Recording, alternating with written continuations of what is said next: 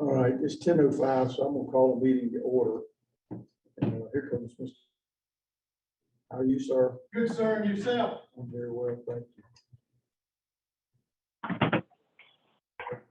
Establish a quorum for us, I appreciate Is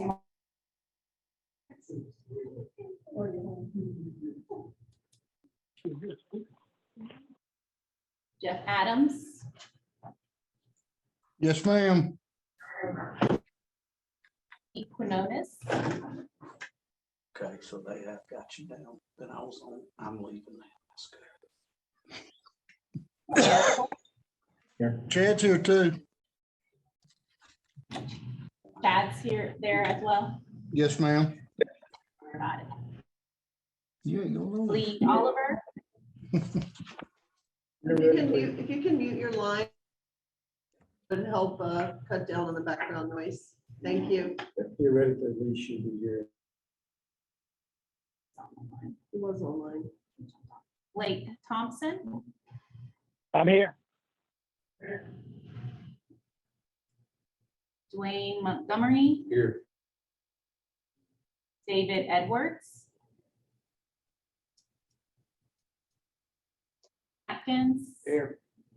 Jim Atkins, Present. not coming, so Regina Madero subbing in for Jay Smith. Here. Right, we have majority. So I want to start by going over the 23. I think we talked about it at the last meeting.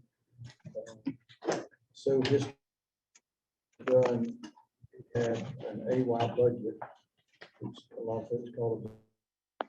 And then in January, they would come out with an amended budget.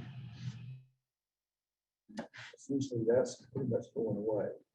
There will be an amended budget, money in that amended budget, but it won't be the $2 million that it's $1.5 million that it's been being historically. Because initially when passed, it talked about a trauma trust fund that was never set up. So that the money that coming off the super speeder trust fund that essentially is a fiduciary of, and it comes through. So that means we get all of them, the vast majority of the money is available. Am I saying that right? Yes, sir. So normally we would, the biggest part of the equipment grant came out of the AY amendment budget. There will probably be some money, particularly fireworks, and that kind of stuff. It won't be anywhere near significant. So that's why this meeting is a bit more important. Let's do for is that reasonable? You speak up just a little bit, folks on the line, have trouble here. I need to get an hour closer. Okay. Most of the entire budget today, here today, before 7:00 p.m. with an agreement on how we're going to spend it on bars in case it gets terse. Is that reasonable? That better legally. Okay. So if you raise your hand or something, and Liz is monitoring that, and we'll try to make sure. So a couple of things that I have on my brain, and I'm going to run through several of these things, kind of interrelate to the overall budget. The equipment grant that we did are finishing up at this point. I got some blowback, some fairly legitimate blowback on how that worked out. It's coming down to is we've got some services who run 911 emergency trucks. They're all licensed under their one license because that's the way. And when I went back and looked at how I think we ask it in the appropriate way. How many trucks do you have? Part of your out. And what the state office of EMS personnel came back with and validated ambulances they had on their license in that county. So I know one county that my phone rang off the hook when it went out. The ambulances that we gave money to was about 3 times, perhaps 4 times the number of ambulances that the 911 zone got staff up. So that's a problem. What it is, I don't know. I do know that particular service because I'm familiar with that service. And I know a lot of services run 911 and net trucks operation. And what we got to figure out is how do we, it's the wrong way to put it because it sounds bad, the wheat from the chaff. And non truck are not chaff, but they're not what we have agreed to fund. That, Yes. so we could just say that heck, we'll agree to fund them. Or we can say, hey, just separate them. So that's assuming we agree to an equipment grant before the end of the day. And put that in the budget, and we still have time to work out processes for the equipment grant. But I'm gonna be hard pressed to sign off on an equipment grant if we can't figure that. And I don't think it's rocket science. I really don't. But I do think boots on the ground, so to speak. Well, depend on our regional coordinators to help. You know, this thing about trucks on what date, I think it's just whatever date we announce the grant, that's whatever they have licensed. There's no, I think we make this more difficult than it needs to be. Right, they have those trucks licensed on that day. Right. They just don't have anything to do with the 911. The coordinators probably have a good grasp, and even us representing our, we have an idea of who's doing what in our respective regions. And I don't just, it goes back to how do we do it, but the regional coordinator is the one that gave it that number. Correct. Either we got to be extraordinarily explicit on that, or we'll have to do it ourselves. And the coordinator of this region, he said, well, I don't have a way to know exactly. I've seen the 911 zoning documents. I know how many. Okay, well, Emmanuel County's got 5 trucks. I know that because Pete, they staff 3. So if a service, okay, we're gonna staff, we got 11 on the 911 zone. 11 plus the additional spares, just like Emmanuel County, all dedicated to 911. I'm not saying we don't take people home from the hospital for hospitalization. So we just got to figure out a way to do that. Unreasonable. Hey, what do y'all- Courtney, I got a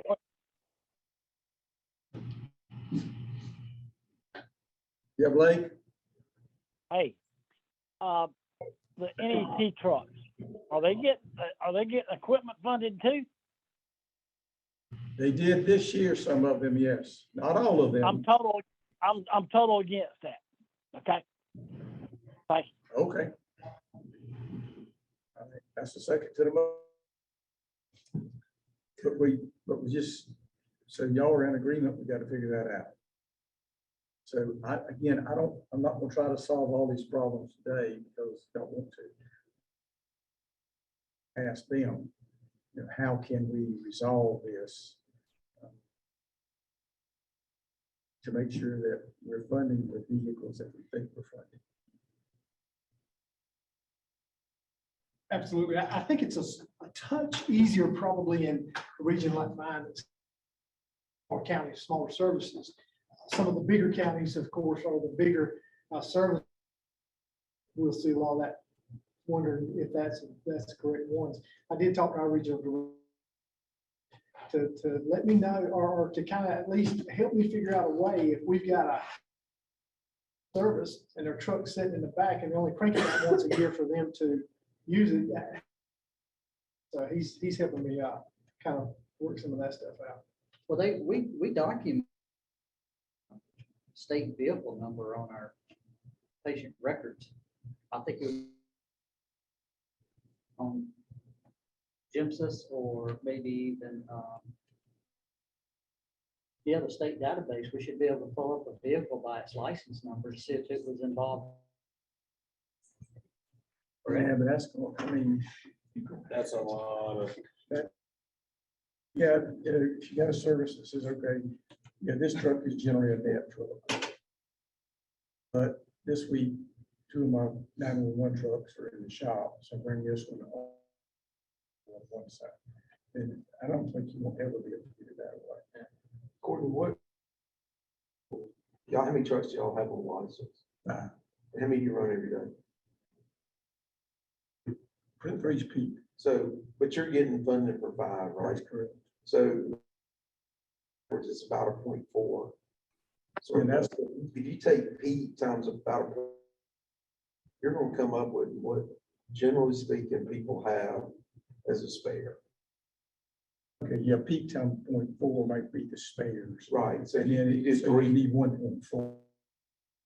I mean, you got to round a little bit. Yeah. 'Cause last time I checked, we're not cutting ambulance. in So half, but that's what, if you come up with a number, a form, that if you staff 10 911 trucks on peak, I can do that math, then we will fund up to 14.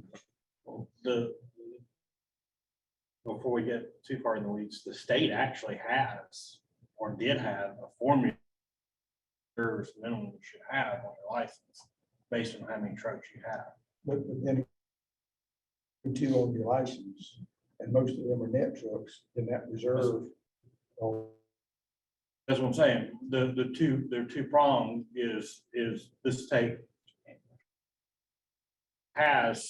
does both 911 and NET. Number of, first of all, we got to establish the number of 911 trucks. But then if the already established state minimum that you're able to have, that you need to have for reserves. I mean that, because it's already in the guideline. It's already enrolled. If you're basing that on the Number of 911 trucks. yeah. So you have 25 trucks, but if 10 of them are your 911 number you base, but instead of recreating a formula, you already have a state. Yeah. Unless that's changed. You're I talking about haven't for the heard that that's spares. No, changed. yeah, you're talking For about for the reserves. absolutely. But when I was running private, and when I was running private, county area, I had 6 NET trucks. I only had 2 911. Been easy for me. It would have been really easy to take any 3 of those others because they actually rode paramedics. Take any of those other 6 trucks and move them into that fleet and just say, I've got 2 extra spares here. And got the grant money for it, but never really used those trucks for that. I think that's what we're hearing is we're hearing a lot of NET trucks are getting the grant. More of the 911 trucks could be getting more of that funding. And the number, I don't think is to make that much difference in how much money each individual. But I do think, to me, it's the perception of what's going on so we can look. That might be exactly the thing to do. But here again, the manual doesn't have trucks. They're all licensed. The idea of a reserve truck, they don't have to have all the equipment. Okay. So I They don't still know. have to have a license. They have to have a license, they have to pay the license. But they don't, let me look at the number there. I like the 1 point. Let's just see where, where the difference is. You see, for me, all of our trucks do everything. My 911 guys will help do transports when we're busy, and then transports, my interfacility side, when we get busy with 911, 911 calls. So let me ask you this, since you brought it up. Or if your 911 trucks are there and you got two 911 trucks available, it's go back to nursing home, you just take those 911 and send them back to them. Depends on which call volume. I mean, obviously, we never take our last 911 truck to transport, no. Like in Athens, I may be running 13 peak 911 trucks. 7 trucks available, and I've got a truck going back to a patient going back to the nursing home. I mean, that's kind of the way we do it. We don't have, or we dedicated in that. That's us. And we have trucks that lean more to the NET side, and then we have trucks that lean more as a rule. Everybody does, we do whatever we need to do to take care of that. Again, how do we make that equitable Yeah. across the board? I mean, I'm okay with 1.4 or whatever based off peak. I mean, whatever works. Well, we got some months to figure out. We don't have to do the grant right away. They want to do it sooner rather than later, but I do want to make sure is that when we do the grant, and we get that, have those from each service, that we send it out to this group at least 2 weeks. Your point, they'll take him, you know the people in your region. I know the people in my region. I did not look at it after the fact. This year right here. So, And see, I don't do 911 zones either. So that's the other. I think you'll have to ask them for them going forward. I think One or two, maybe three. I think as part of the application package, we ask, if you're the 911 provider, how many are you required under your 911? We ask that will probably solve the question.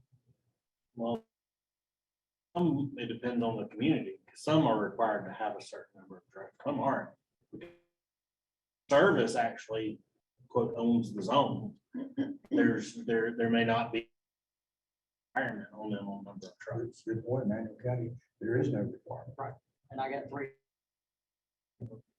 It's just we provide a level of service, whatever that entails. Application, remember, the amount per service is adjudicated before the application ever goes to make any determinations. And what we wanted to do this year was back up by ambulance counts out, which sounds like the process that you guys are talking about now. Even more, because we can't, especially the time the money has to be encumbered. Like last week was the deadline for money to be encumbered. So we have to know that before they put their applications in, so they amount of invoices, et cetera, to show what they're purchasing for the money. So, The first question of Yes. any ambulances, you have peak plus whatever that You gotta is. That's the first step. yeah. And then I once would you get that recommend- number, you can figure out your per ambulance. Correct, That because makes sense. I got phone calls about, oh, it's correct, and we can't, once the money's encumbered, we can't. Well, I know we used to use grants. There is a page on there that you have to sign an affidavit that what you're reporting is. And so if we ask the question, how many licensed vehicles do you have? How many of those vehicles 911 response plan? That could be the numbers to work off of. And then if we complaint about a service because they know they reported this number, I don't know how they would know, but they reported this number. Then you come to them and say, hey, we got this thing here that you signed saying this is fair and true. And you're getting kicked out of the grant process for 3 years or whatever. I don't know. I mean, there'll have to be a sacrificial lamb somewhere to let people know that it's being monitored. Yeah, I'm not against what you're saying about thinking about the grant. I just, before we get to that, we need to be very precise. Because if we ask them a question like you worded, you're not doing one operation.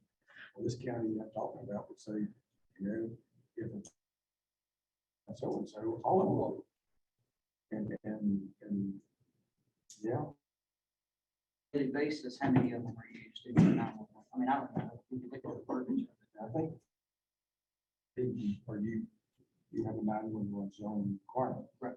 And so what's the people that are in that requirement? And then if you get that, once you get that number, then yeah, that's the modifier. So how many refer? The contract that says I'm required to have 4 ambulances, but it takes 7 to cover the zone. But if they're zoned ambulances, well, I got a point. 4 times 1.7 is equals 7. Well, no, I'm just saying goes for a minimum of 4, but it takes me 7 to provide an adequate service. I think your peak is 7, if that's truly your peak. Yeah. I think trying to time it, because you've got a minimum response time of X minutes. They're not specifying anymore. Or 107, as long as you meet the requirements. How many trucks? Used to know this, the trucks in the state of Georgia that were on that equipment grant. Katie knows the answer to that. 1,200 or something. I don't that are. I mean, I looked at the agenda and then I took the sheet and I started. It's about a dozen. Y'all might look at it and find another dozen. Out of how many grants do we do? How many does this represent, that list? 27 total. Okay, so there might be 24 on there that we're all curious about. I was just gonna ask you, is there a major potentially trying to recreate a process that might impact the whole 177, except number that you are trying to figure out a process for? I don't know if it's an uncomfortable subject to talk about the small ones that are a problem, or target to avoid that in the future without major impacts. The ones I saw, the small ones, were not the ones that brought up the questions. Can you hear me now? Services. Oh, yeah, we can hear you, Katie. How many ambulances total? Okay. 1,532. 1,532. Yes, 1,532. And then how many applications total? Oh, I would have to go back into that because we have it by region. So some applications come in per agency instead of by county. We have it by county. Yeah, how many people didn't turn it in? Yeah, we had about Four counties. Okay, So I haven't filled out a PCR for quite a while, but are we still putting truck? So David Newton is like an expert at all this data stuff. He say he could probably create us a report. He could create a report that would. you've already sent Courtney the sugar bag. It's not a sugar thing. I think it's more of a pharmaceutical thing. Sure that he's got in my office that could create a report that, because I used to have a guy in our office that usually was trained, he built all kind of reports, loved to build reports on the particular trucks and what they.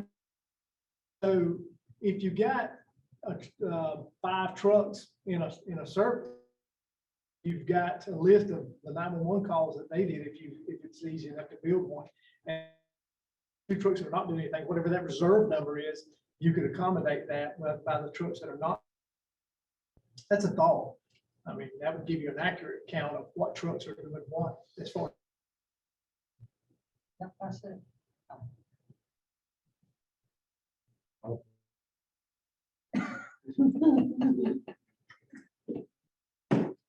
And you're Well, so I well. think, I think the question that Liz kind of brought up is making a promise. We think it is.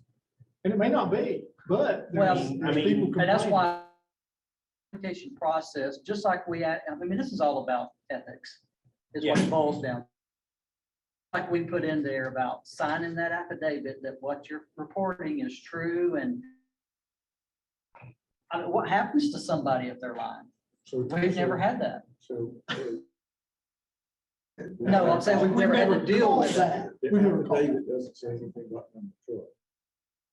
David says I bought this equipment. I know, but I'm saying we can make the affidavit, we can Yeah, add yeah. that.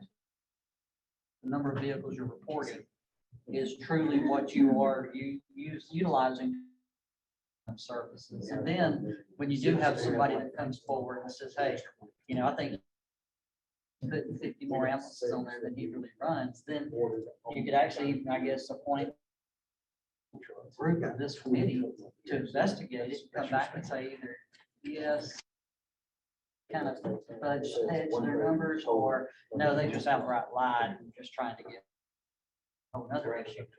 But that's what, to me, what it seems like is this is an ethical trying to beat the system.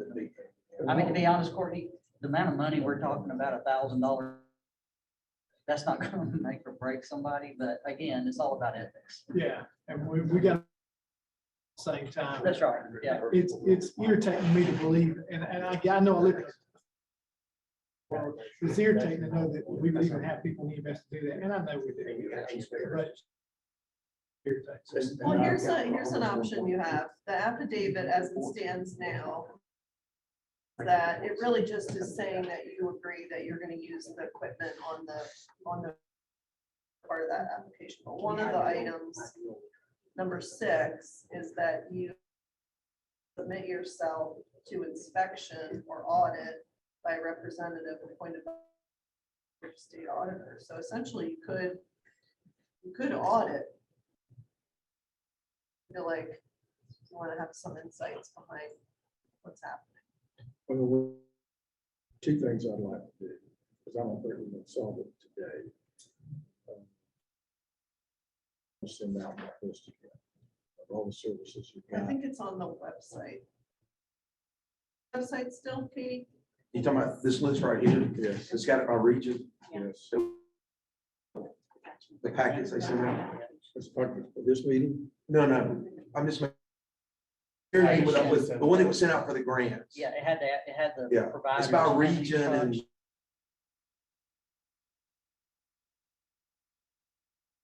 The grant application is all the. one thing I'd ask if you want us to look, they send it out to us just in Excel where we can unlock it, sort it and all that kind of stuff. That's where I was headed.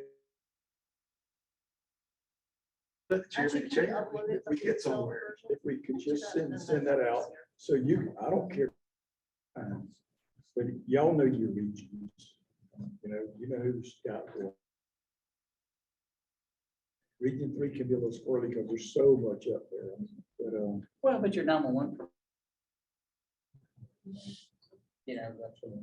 The other ones are the ones that are. This last week, 175 went out of business the week before last. it's interesting. If we'll send that out, just an Excel spreadsheet to the members of the committee, and then we may have a smaller group that needs to look at the ones you have a question about. I'm trying to start a draft of a application. Here's the way you do it. And we'll leave some blanks in there like 1.4, 1. Whatever. Have us modify it, because at the end of the day, when you got a small family with 5 reserves, it's probably not accurate, because on the regular day, On that, the state rule actually says 1/3. so we're not sure they're all. Yeah, and they got 20 on the license, you do 1 voice 19.6. So it's a fairly I think for most folks, it's not gonna be a big issue. And it comes down to, Sammy's point, how big a problem it is. Big problem logistically or financially, but Huey's point with it, epic. A problem. I just think it gives a good guideline. At the end of the day, I'd like for us to do it right. The way it's been. Any other questions about that? Put on the list, and then we need to get back up to the budget. Vexing me a lot. I go to meetings up about EMS providers not transporting inter-hospital. Critical trauma patients. Nobody's. Can you hear me now? Is that better? I'm sorry, I just mumble, I guess. PA system, big speakers and all. By yourself, you like to hear yourself talk. So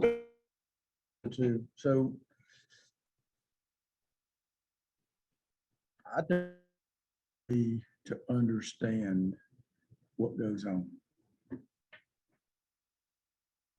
But I hear it enough to know it's a real issue. And certainly I brought it up, when we did the town hall meeting, I brought it up about the concern I have about time getting to where they need to be quickly.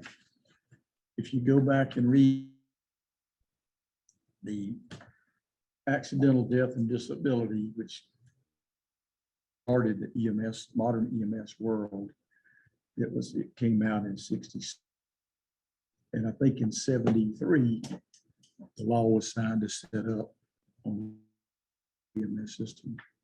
If you read this, it talks about developing trauma centers. Back in those days, the vast majority of quote ambulances were morticians. So we've done, I think, a great job in improving EMS.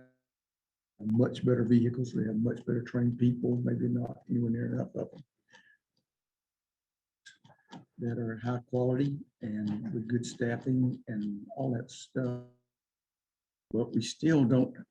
In 1977, when I started in this business, everybody we picked up went to our hospital. And probably 9% of them stayed right there. If they had a stroke on them, gave them some medicines, tried to control their blood pressure, probably inappropriately, and they stayed in the ICU in our hospital. And if they survived, they generally went. It's not the way it is today. If they had critical trauma,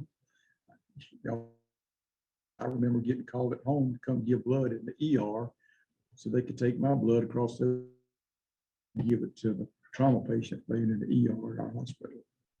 And I did that on probably 2 or 3 times a year. So it was different. Designed to pick up people and take them to the local hospital. Of emergency care has come about in the last decade and a half. So now that we developed in the '70s doesn't work very well for us. And it works even worse for the patients. So we started looking at some things that might help. I've told you a lot about things. We hope that we have a draft PowerPoint, have a draft curriculum. We hope to meet in the next, and whenever people have time to meet with us, to go through that, to rule people on a specific way to do business.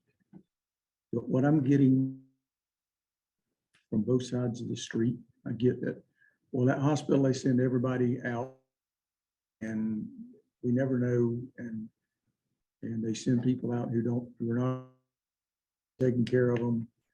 And then I hear hospitals say, well, yeah, they laid down a hospital to take them because they had a contract, they had agreement, or had a policy that says they got to have X number of ambulances in the county all the time. no matter what. And I've had conversations with friends of mine who run ambulance services and said, yeah, we got a policy that we will have X number of ambulances in the county no matter what. Years ago, I had that same policy. And we had a critical patient in the ER. I said, it's our policy, we're not going. 2 hours later, when our other ambulance got back into town, we took that critical patient. We had not, we sit there while that patient suffered. So I changed my policy. A huge advantage because I can walk into the ER and look at the patient and see if they're, sometimes they do. Coming to me right at the moment is one particular county, and I had a meeting with the ACCG people, and we were mostly talking about the lack of Medicaid over the last 20 years, but I also brought this up. A year or so ago, Candler County was interested in bidding out their ambulance service contract, and the contract said that you will keep one ambulance in the county.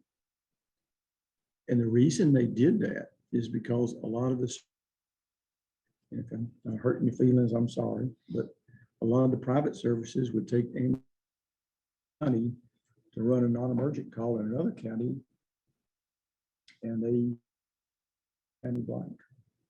And whether that's true or not, that was the perception of the commissioners. That was in the contracts that you got to have that, so they wouldn't do that. Well, it was unpunished. So now you got a patient at a hospital that's bleeding to death because they are gunshot. And they said, we can't take, we've only got one ambulance in the county. And we got to be prepared for an emergency. And there is one in the hospital.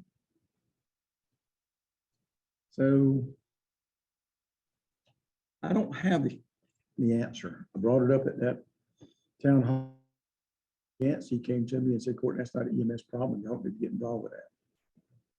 And then Davis from Memorial came up to me 2 minutes later and said, Court, that's a huge problem. Y'all have to fix that. I fix it. I don't know if you can.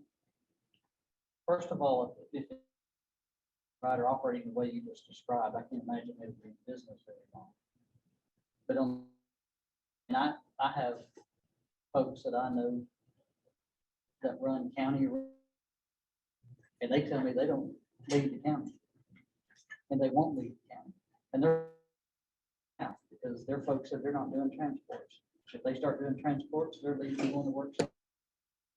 So I mean, you got a whole wide gamut of excuses about why people don't want it.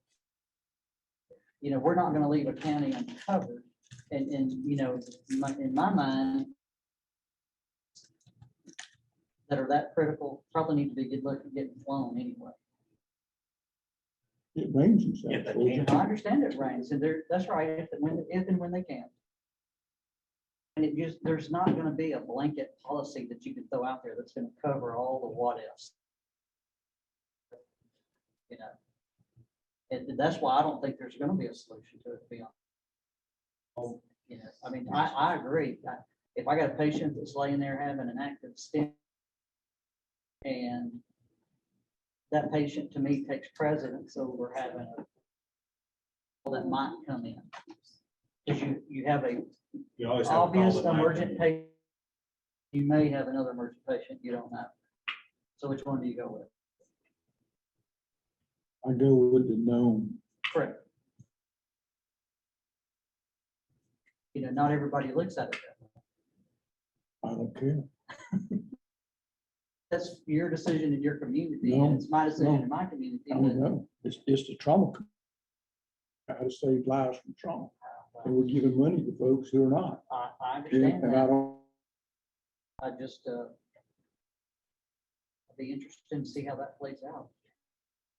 One of the things that it all depends on, definitely, and honestly, it depends definitions here and how people interpret definitions. Because they one call is a thing, and actually, when you look at state rule, one, it says emergency. Yeah, because I actually had it pulled up here just to double check. So at the end of the day, it's what, you know, it is, if that's an emergency, are you within the rule or not? I don't know. That's boss's interpretation there. And I think some, but that, you know, it is the resolution to that. Well, Yeah, because it's going on today. well, it's going on today because it hasn't in Still that hasn't been way. addressed, yeah. Okay. But it, or addressed, or there an official complaint addressing that rule. I'm thinking there probably has been. I don't know that. So I get phone calls and I go to meetings. We got visited that day by a person just raising hell about EMS, not giving shit for all. That's recorded it. Not caring.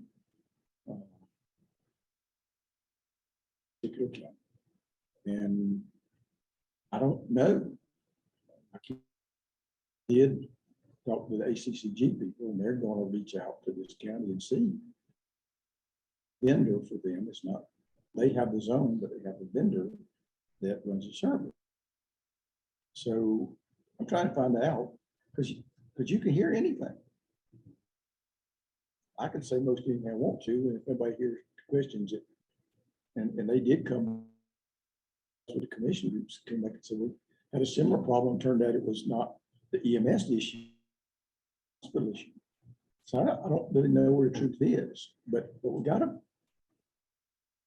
can't let people bleed to death and rule ERs that matter, while EMS is not responsive. Well, and it's been going on a long time because this problem was brought up in the very first member of this committee. So it's been on the plate for. And it's at least for me, it has come to the front burner. Because I'm ready to call some people out.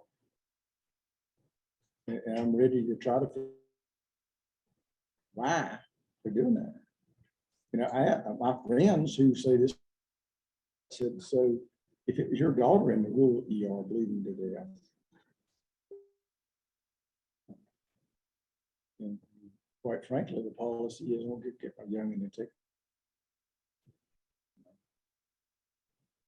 And I told hospital. And I told them one of the ways they could help us solve it is quit lying to EMS. Y'all have gone on trips where the hospital said it's an emergency, and when they got them to the next 3 or 4, they X-ray them in the morning, and they took their last count. Do y'all do transfers out of the hospital? Emergency transfers. If they call us and like we've actually taken trauma patients in and been like, because we couldn't establish an airway or something, and the truck sat there waiting to get the transfer so they could turn around and take. I just know there's counties around here that not know the hell no, we don't. I don't know, does Gwinnett do it? That one, I mean, they have a trunk, they have a look Yeah. in their county, so So I don't know that- that they really have that much. Huh? Hey Huey, this is Mark. Yeah, Gwinnett will do it, emergency transfer for us. Gwinnett will do what? They'll do an emergency transfer. They will, okay. There's a lot of services that, and you know, Courtney, because that's what we're talking about. There's a lot of them just says, no, that's not what we do. There's other services that'll do that. You're not tying up a government ambulance to do it. So they're using the excuse that they do not have staffing. They just can't staff to run those emergency runs out of town, and that doesn't help the issue. There's probably a legitimate. Sure it is. One of them's Chatham County, very large county, 33% down. And they just let the hospitals know that they're not going to do transports more than 100 miles out. But the day I was talking to Benji, He said, what's sad right now, I have not one truck of one's busy, tied up. And, So my other question about be would apply to the transfers, but it applies to the whole overall state of EMS. These trucks that day, how many of them were sitting on the wall of the hospital? true that too. Because that, while not a direct component of what you're talking about right now, Well, it it is is. a component of what we're, is the delays and the lack of anybody picking with it statewide. Or- Is there Genesis data about that? Do you document the? So yes, there's GEMSIS data in there. The interesting thing is, we, and y'all just 4 or 5 years ago, we measured our time from the time we got to the hospital to the time we left the hospital. Offload time at the hospital. On the data set, there's a box that says facility received and transferred care. Thank you. At a point in the last year and a half, we learned that the state was using to measure when an ambulance arrived and when an ambulance was available to go. The unique thing about that is, depending on the facilities you deal with, will come over and very willingly sign for that patient, tell you you're going to room 6. It's 45 minutes or an hour before room 6 is clean. Right. But on the report, 12 o'clock, they signed for me 12:25, but you didn't actually go to the room at 1 o'clock because they were cleaning the room. So across the state, you will hear people talk the different ways that patients are received at the hospital. The one thing we do know, we know when an ambulance gets there, and we know when the ambulance goes in service. Now, I will say I learned from in Fayetteville, they don't put their unit back in service till it's back in the county. Heard of that in the state. Not saying it doesn't happen in other areas, but they're in service time. Steve and his crews transfer a patient directly from the scene to a Metro Atlanta hospital, and they have an hour offload time at Grady, and then have another 45 minutes back to the county. They're back in the county. They're available for another. Yeah, in That's their actually county. common practice in our area. But if they So- were, or let's say, because they couldn't transfer care, would that hour still reflect, because they would have arrived at Grady at It 12? would not on the PCR. There, not a lot of services used. There's a cleared hospital time and then there's an in-service. Nobody uses the cleared It sounds like hospital you're time. definite, you don't have any standardization around your data. It is standard, they just don't use it. It is a standard defined time within the data set. It is generally, just used as the same time as your in-service time. Because if you're in your county, but if you clear, like if one of our trucks leaves Grady, it takes them 40 minutes to get back to the county because of traffic. They're clear. Great. Their actual in-service time is when they got in the county. So you have to pull off of that time if it's being used. A lot of services don't use it. They Is just it not a default hard it to the stop, same. like what? Well, they did have a time task force. Was that the term they used? I wasn't part of it. I believe that's what it's called. So that was being looked at, what, 4 months ago. I'd say it's over a year ago. Yeah. So they worked on that group, Probably about 3 and then that group was rolled into the Georgia Coordinating Center Advisory Council. And I'm not going to even try to figure out what happened there because that's. So to had facilities outside our service area call and say they had a emergent patient to a hospital in Atlanta. And I've turned it down because I may already have 2 of my destination facility that's already been sitting there for 2 hours. Why would I send another one down there to half a day? I mean, all of that plays parts into getting these patients moved. So one of the things I jabbed the county commissioner group this last week about horsepower coming out of your region, about trying to get up a study committee on EMS and all of these issues, because there is a lot of issues that we got. Hoping eventually it will, but I'm gonna circle back around. Emergent transfer, you make a good point. It flowed the patient. What's the big rush in getting them out of one hospital to another? Well, there's a difference between Aunt Sally who broke her hip last night and whose son accidentally shot him with a shotgun.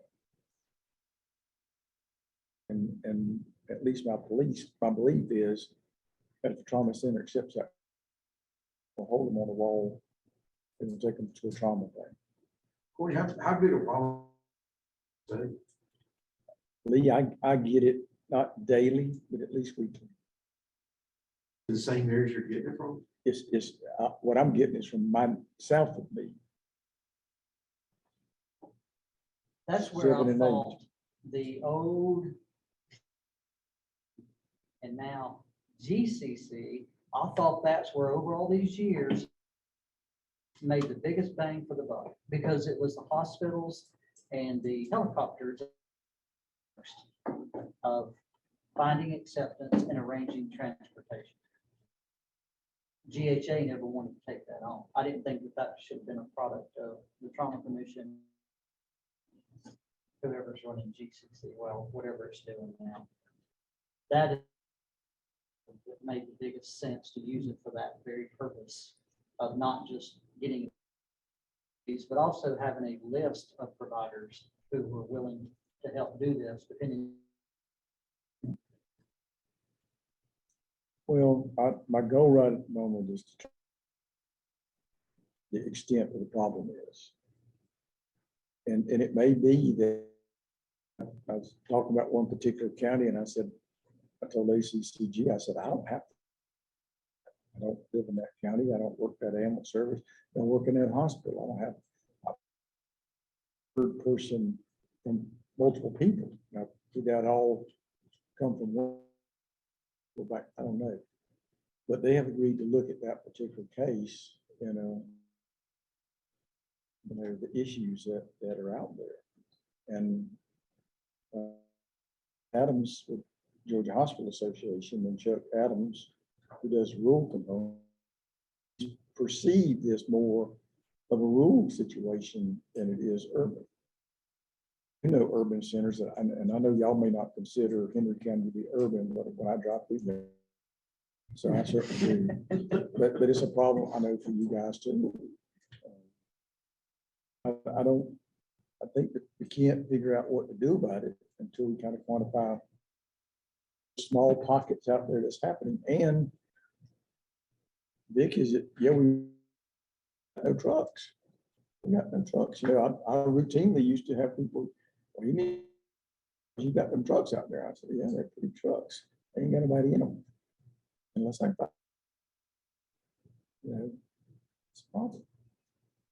That's probably the biggest issue. I wouldn't argue that. And I assume that it's something to trauma. Yeah. Do you hear it from them as well? And they'll say we had the same thing happen for STEMI last week. I haven't heard it much from Stroke, more from STEMI.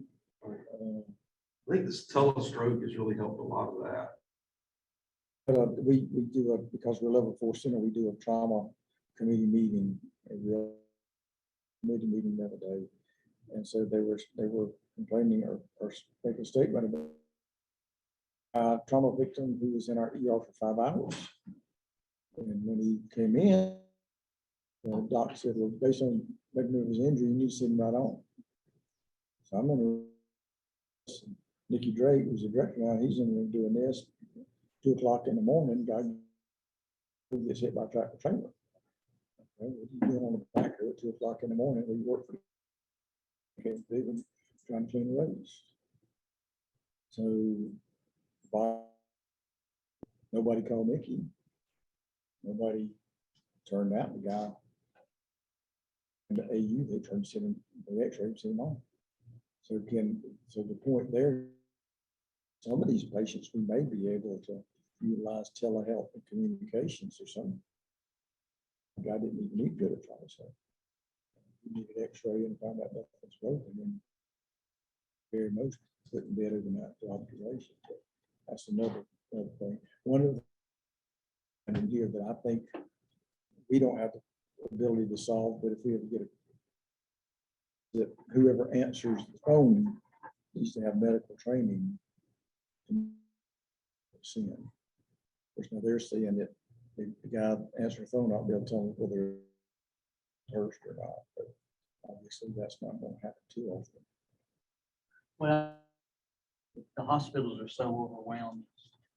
And I don't know if Lee or any of the others are issues where the hospitals are calling in emergent transfers just to get them out. And then when our crews get, it's not emergent. It's just get them out of here. We need the room. That's another issue. Yep, and I had told hospital in itself makes this problem much worse. Right. If we can't trust you, basically, they ain't sitting doing anything anyway. I said, no, it's not, okay? But when we get that patient to Augusta, Statesboro, wherever, and the child gets run over down to the hospital, they're gonna scream at. They're gonna scream at the EMS director, why didn't you have my child? So at some point in time, that needs to be part of it. So I'm gonna be working with ACCG, particular county, and I hope to be able to either go down there and sit and talk to the Can you manager. tell the group who the ACCG is? Some might not be familiar. Association County, I'm sorry. So they're very interested in, because they don't want their county governments to have a finger pointed at them if it's not a. You know, I get it. If I was county commissioner and didn't understand, I just said, you don't use ambulances that I'm paying for to go take care of some other county. So I would do that too. But we got to figure out a way to some trust between EMS and the hospitals, and probably put more resources into it. But I think a lot of it's resource based. There, y'all haven't given me a whole lot of answers. So I was just thinking about when you mentioned a scenario a while ago with that. And it somewhat parallels with one like small county in our area. And they have a contract. Contract says they will provide 2 trucks. That second truck, also they can generate revenue, and they're doing non-emergency stuff. But that falls back to commissioners and their contract with that service, correct? That is that. You know, I've been asked, what should we do? I said, well, I think I don't know any other way to go about addressing commissioners having a sit down with the people. But once again, we've seen it before. Yeah. Region that's happening, Region 8 as well. I just wonder what the underlying, if you got, let's just say 6 places you're hearing from frequently, is it, we don't send them out because we don't do those type calls, something else? Well, and this is strictly from that hospital, and strictly Right. is that service wants the hospital to pay for that transport. So see, I don't know that, maybe there is, but I can't think of saying you're not gonna get an equipment grant, which would be peanuts compared to what they the transfers, I guess. I don't see how we're gonna influence that. I think we can work on it, but I think we influence by pushing legislation or rule.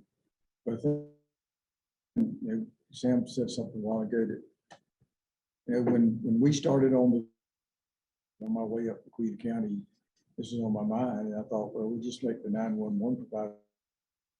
That's a 911 provider supposed to. I think I told most of this story. If you go to state and you go to Vickers and you have a private for-profit hospital, it makes probably money there. But they are a referral center, so Manuel County takes some patients county. County. So now who's responsible for emergency transfer if that Manuel County? And if Doug, I'm really, somebody's guaranteeing me payment. And who that is, I don't know. Yeah, the oddity, almost 20 years. It starts to parallel the mental health issue we had 20 years ago.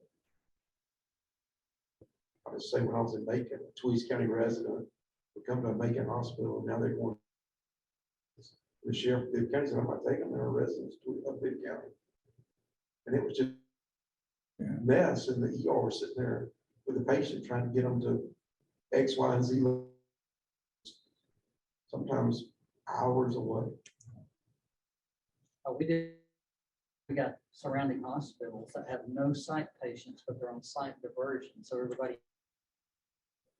at the hospital here.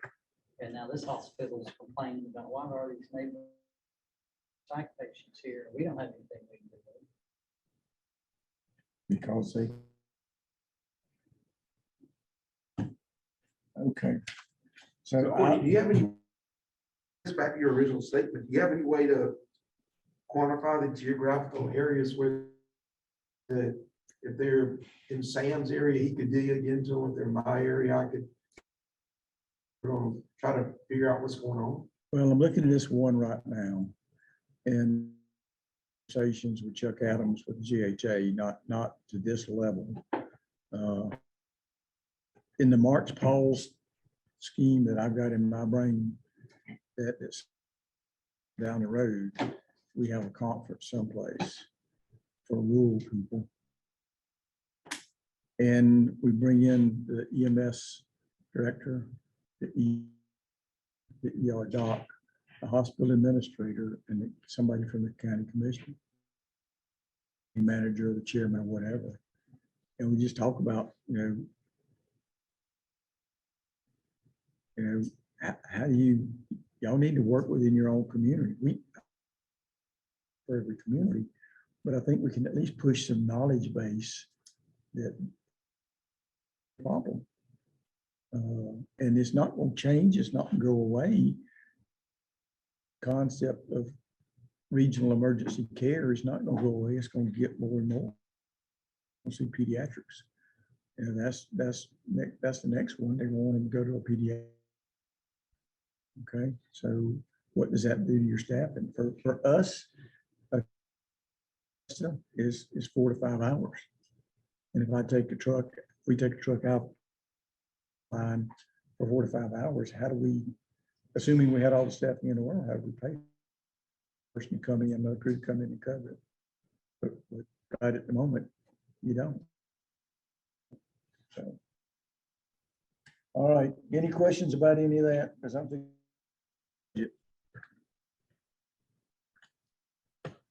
So Katie. Oh, okay, she's got it, I think. All right, great. You see this over here on the left?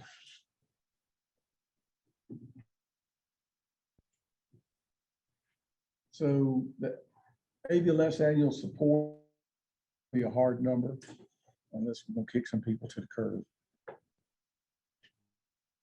Every time is a hard number, let's go kick somebody to the curb.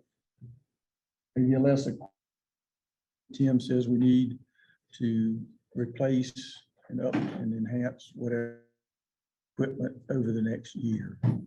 It's not a hard number, but it's a number. Education, in just a minute, I'm gonna get Katie to put their proposal up. Proposing 1.8 million. So the EMS equipment grant, if you look at that remaining, if we do what we're doing, what's proposed right there, we'd have 975,000. All right. Questions about that? Katie, can you put up that other proposal need to do that? I mean, it's already at the bottom. Okay. Put up, the GIMSA proposal.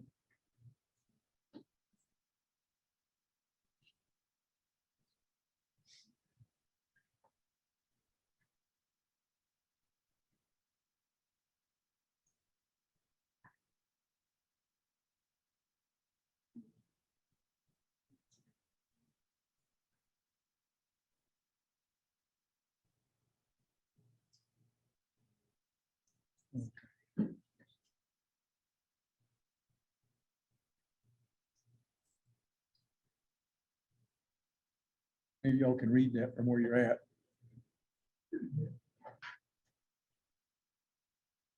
Bigger, Katie? There you go.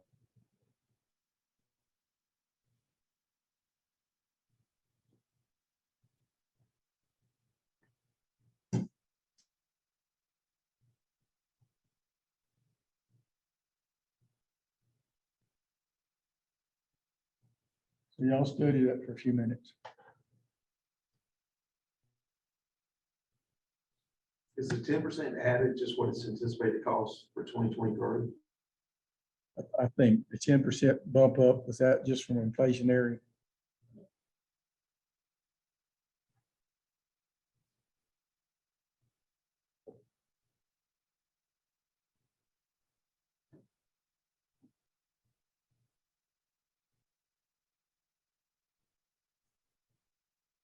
You want to speak to any of this or answer?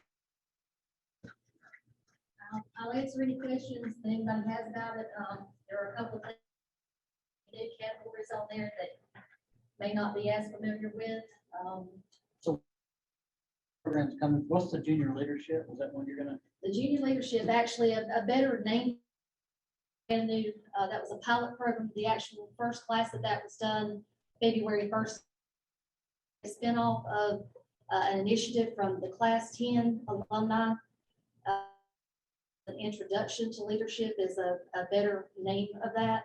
We had 20 participated in the first pilot program. It was a 2-day event, just a week-long, 4-week modules that we have for the leadership class. That is to capture a group of people that we see that are coming into, in some cases rapidly into the system, but have had literally. So we're trying to start them off on the right foot. It covers some of the same areas, but the class 10 alumni spent well over probably 3 months curriculum that was more in line with the level of they were trying to get. The first class was in South Georgia. We're hoping to alternate these between South Georgia locations and North Georgia locations with framework that we have for the leadership program. Let me forget that. And this is introduction Equipment grant. to the 4-week leadership. This is something totally different. It's something completely different. Requisite. Okay. And we've been asked that several times as we selected the people. They have their own selection. Was patterned after what we do for the leadership program, but it's completely separate. A lot of the participants in that first class are coming into shift super, just coming into training officer positions. So it's not really reaching that captain, lieutenant level. Getting those first people coming into the mix. How do you vet that? What do you put to the regions or whatever to try to go after that clientele?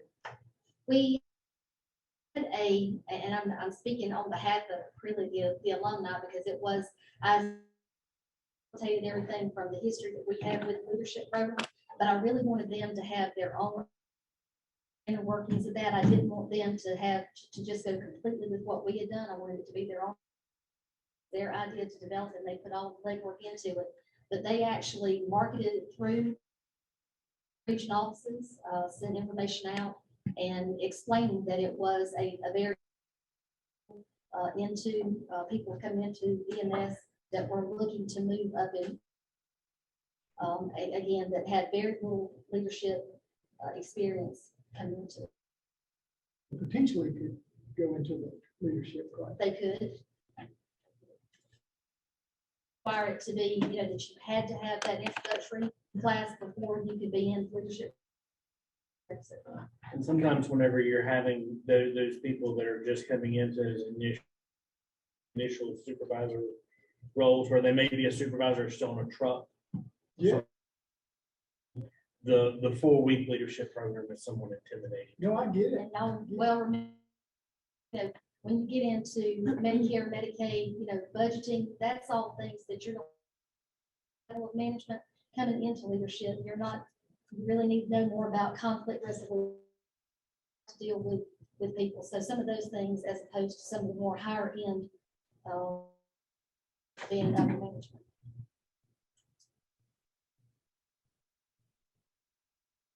Well, I personally think we're still missing the target. I mean, we got major staffing issues statewide. That's all I keep hearing. And to me, I think we need the paramedic programs in every region in the state. I mean, these are great programs, but I mean, well, then let's do 50. I mean, we're burning down and we're spending money trimming the hedges out front. I'm all about training the guys. Nobody is doing anything for educating EMTs and medics in the street. There's a handful of providers across the state that are doing, and we're not, there's not light at the end of the tunnel right now. When was the last time y'all had an EMT program start Region 6? Yeah. Let's see, it's Mike, it's 2016, 18. Years ago. So in Kim, on the EMT or the EMR, the EMT program, more applications than y'all have funding for? We do, and normally what happens though is we always have completed within the timeframes, or So we you're don't always have it kind for of whatever full. reason. So we bring that back in. The next one on the list is then who comes up as far as getting that ranking. I mean, I would spend money to put on two-month EMTV classes and pay people, pay them $10 an hour to sit there and learn to be EMT. We're spending 12% of our total budget on EMR. and EMT. I don't to sit in the class. I like the discussion of it, but Well, I I'm think just that's saying, where we get to the end is. But I'd like to see more towards, I'm going to say initial education, and to me is each of the levels. Well, I'm still, and what I hope to get out of this whole thing is a motion to put an extra training. And that allows us some flexibility going forward. Are you talking about Just a bucket number with this as a guideline. That's what I would like. How much was the education like? 0.45. 44. It's on. 1.44? 1.045? No, 1.45. 1.45. Okay, so this one's Between the two. 400,000. Hold on. So are there, and I'm sorry, I can't remember what's on the list. Are there, other than the junior leadership class? there was new lives, there was, I can't remember. So my problem there is the commission's mission to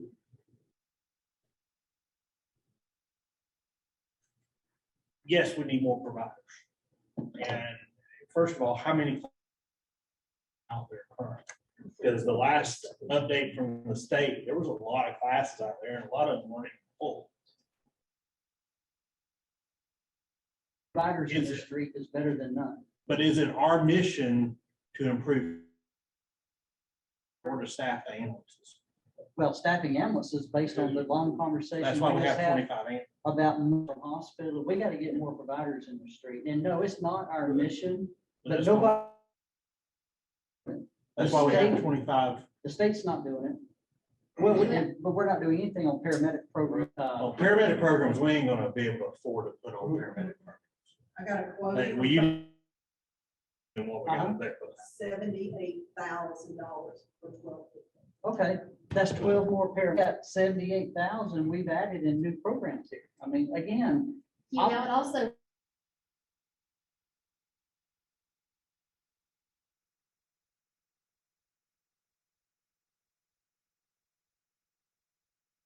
I need to teach it to.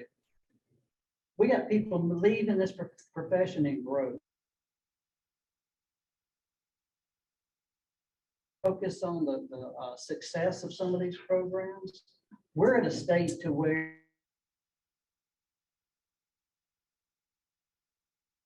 a class with 20 and 5 of them finished, but I'm just saying, Courtney, that's how, you know, out there running services, but that's what everybody's coming to me and saying is, when is somebody gonna do to get us more providers in the field? Because all we're in now is bidding wars. It kind of reminds me of the people on the East Coast quitting their full-time jobs to be travel nurses to make 3 times more, and they go to the West. All traveling nurses here, where'd you come from? Well, I worked on the West Coast, but I make 3 times more than what I was making out there. And all we're doing is just sending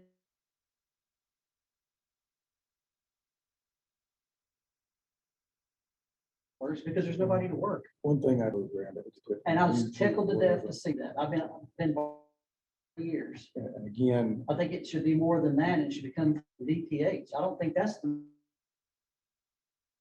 be having to do public service in it, but I'm glad to see it's there. At least somebody is. And that's where I feel about on training. No, but nobody else is, I mean, the state hadn't stepped up and done nothing. And I'm sure there's people listening that's gonna sit there going, you don't know what the hell he's talking about, and maybe I don't. Reality is out in the field. All the classes I keep going to, our leadership sends us emails about how people leave you because of, Right. and that's the number one reason. That's a sack of crops. Sack of crops, because guys are leaving because they're making 10, 15 hours. That's right. To feed their family. And it's times none of us have been through before.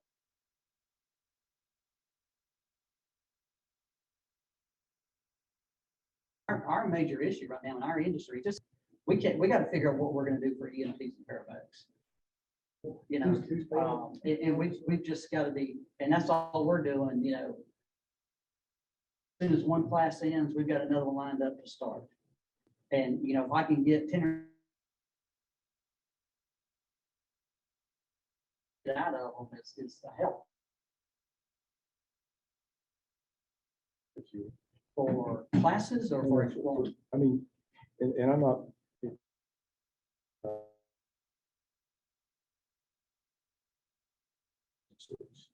And Gold Cross is teaching classes in the schools. Mark, yeah, I mean, there's big bunches and bunches.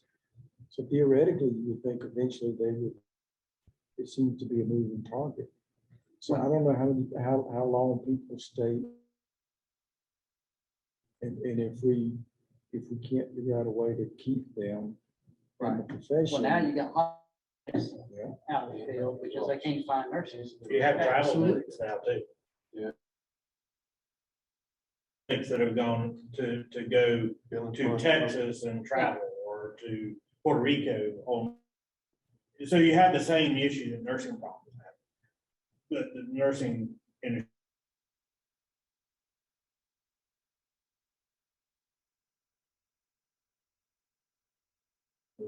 How many current EMT and paramedic stay if they have that?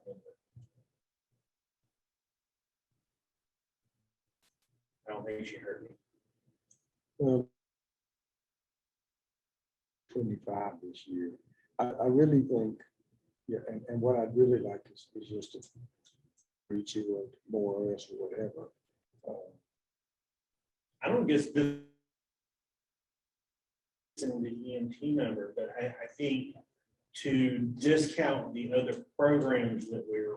Discounted. I just know that personally in my, because we provide a lot of this to our part of them working for us, but I've got staff coming to me and say, thank you for the class, but when the hell am I gonna be able?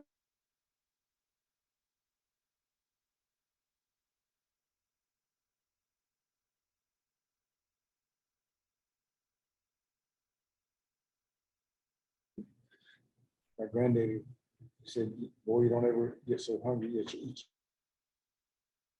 And that's what.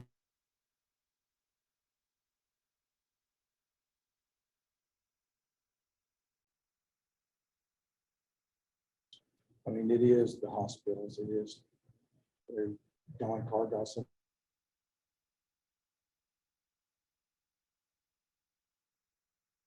I thought the Surgeon General said that they're getting, who told him? He must have got that. So you said there's more requests than there was class.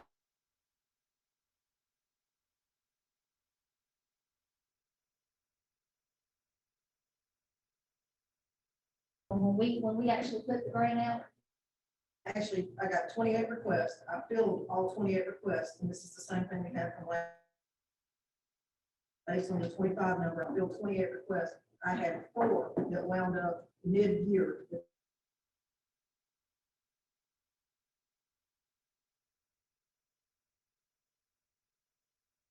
Mid-year, after me trying to contact, they said, oh, well, we're just not gonna be able to do the class. So it's like chasing cats trying to. And that's when I reappropriated that funds to do other classes. yes, because we do have other requests that come.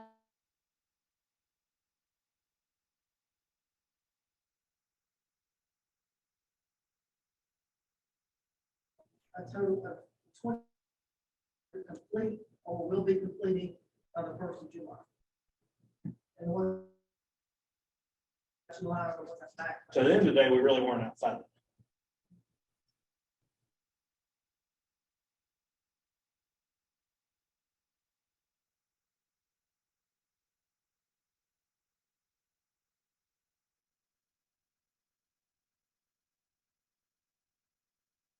For 3 years that we've had up to 48 requests. So don't you have a So- specific time you have to ask for it?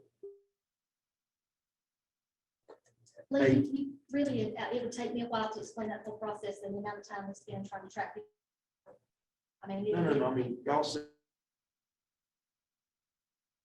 out something that says you want to teach an EMT class, you got until August 30th to submit it. Right. And then after August 30th, then we're submitted until. You also have to have a cutoff that you got finished by Yeah. such and such a day I get it. for them to get paid.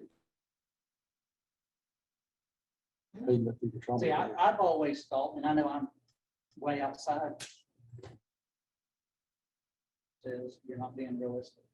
To me, it seems like we would be able to.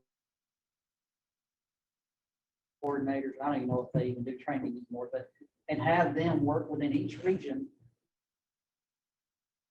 And identify classes that need to be held within that region. And Huey, at this point, that has not been the case. I know. Is that what the regional education folks So are? it used to be, I don't know. I can tell you this, when we went and asked Butch Parish and Terry Ing to fund them, that was our intent, that they would help do this type of stuff. Is there anybody on the line that can answer that question? I see Kelly is on the line. Hey, Kelly and I both I are. mean, as a training coordinator in the region, I would think that's what their job should. Coordinator and the providers in that region and finding out what the training needs. Because what we may need in region 10 may have nothing to do with what they need in region 8 or 9. Gosh, look at the difference between region 3 and all the other regions, what their needs all should be coming from. And then we, as this group, can be supporting each of these different regions. But Wow, we're actually on the same page. I ask you about how you determine, I know that requests come in for grants, but in terms to the legislators for funds spent, it would be great educational needs assessment or impact of the education. You guys, we all in this room know that it's necessary. Understand that. I mean, we show great maps and we're working together to try to make the maps. It's only one part of the equation, right? So, but I see Richard was unmuted. That role really means, and could there be a needs assessment that's conducted? Hey, Liz, thank you. I don't know how well you can, it seems like the bandwidth is pretty low, because you guys keep breaking up. But yeah, so what the regional training coordinator in the region does is obviously they're responsible for initial and continuing education courses in terms of the approvals. So they get the course requests, they approve those, then they manage the courses, closing them. The main touch points for us are initial education courses, which require the bulk of our time in order to administrate. Back when we first started, we did a gap analysis for education as well as for like mobile integrated healthcare programs. I mean, we're happy to work with anyone that would like for us to do a gap analysis in a region to determine, what are the educational needs, what is the distribution of courses that are there now, both Con Ed and initial ed, and help with that. I mean, our staff get around to, all their initial ed locations and their Con Ed locations pretty frequently. So most are pretty familiar with what's going on and what the needs are now. But I mean, if someone wants us to do a gap analysis and help them, determine what education needs to be where, we'd be happy to do that.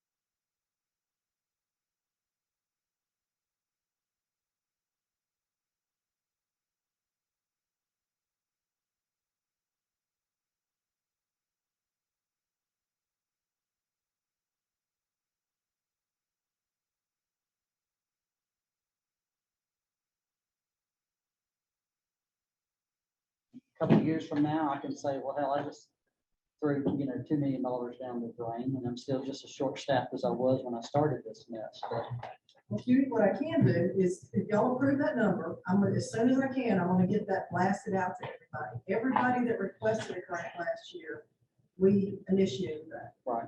And we can do the same thing. I'll give them a month to put their stuff in, give them the time limits and the guidelines, just like I gave before.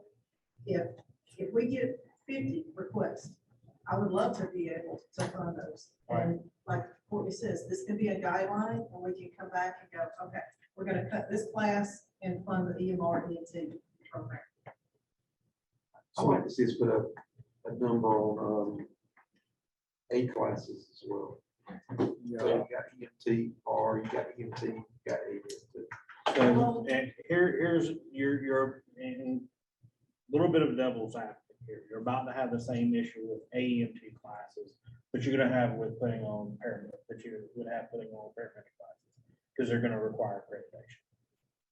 Okay. And When they do, you're going to we do. have programs that have accreditation that met the accreditation. But there are programs that are accredited out there. and there's a state stepping in to help.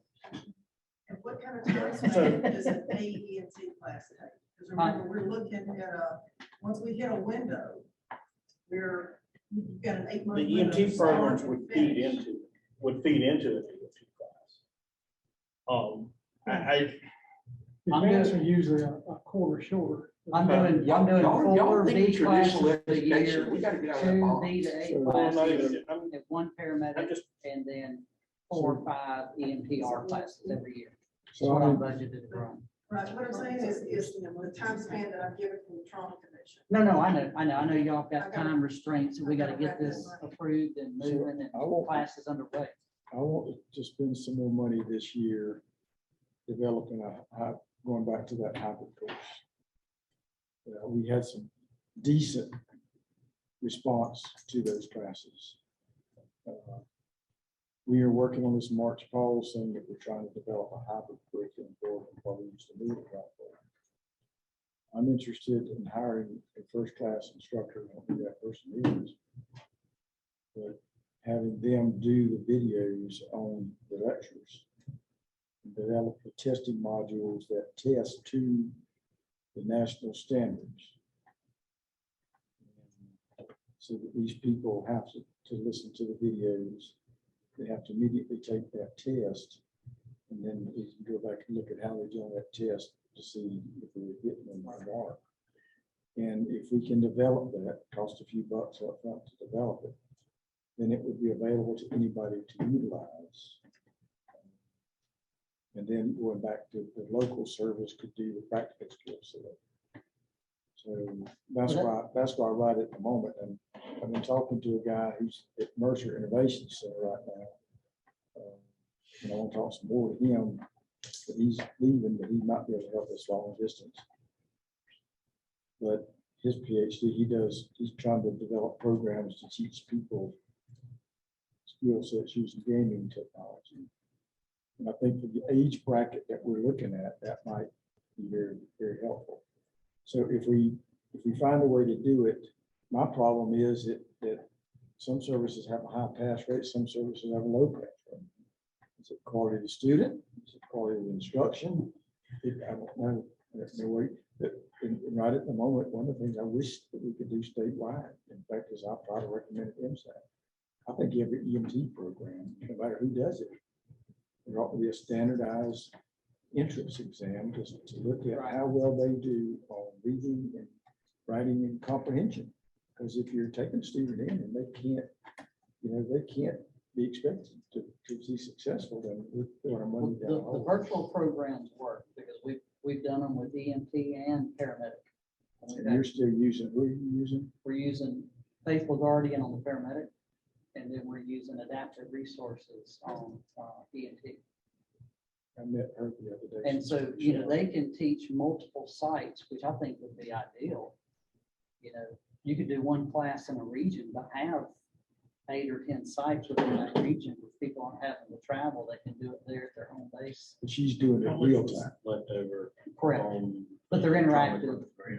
So I was You just just have gonna to have ask the you AV guys to equipment. consider that, because right now, I think if Katie can flip back to the other budget, right now you only have 900,000 for your equipment grant. And remember, you're not gonna get a bolus of amended funds because we're tracking super speeder revenues, and we've eroded the major gains that we've had. So we're kind of concerned what happens. We do know we'll get some fireworks excise tax money, but it won't be big. Your last year's equipment grant was 1.8 million. So you do have to kind of decide. You probably can put some additional amended funds towards it.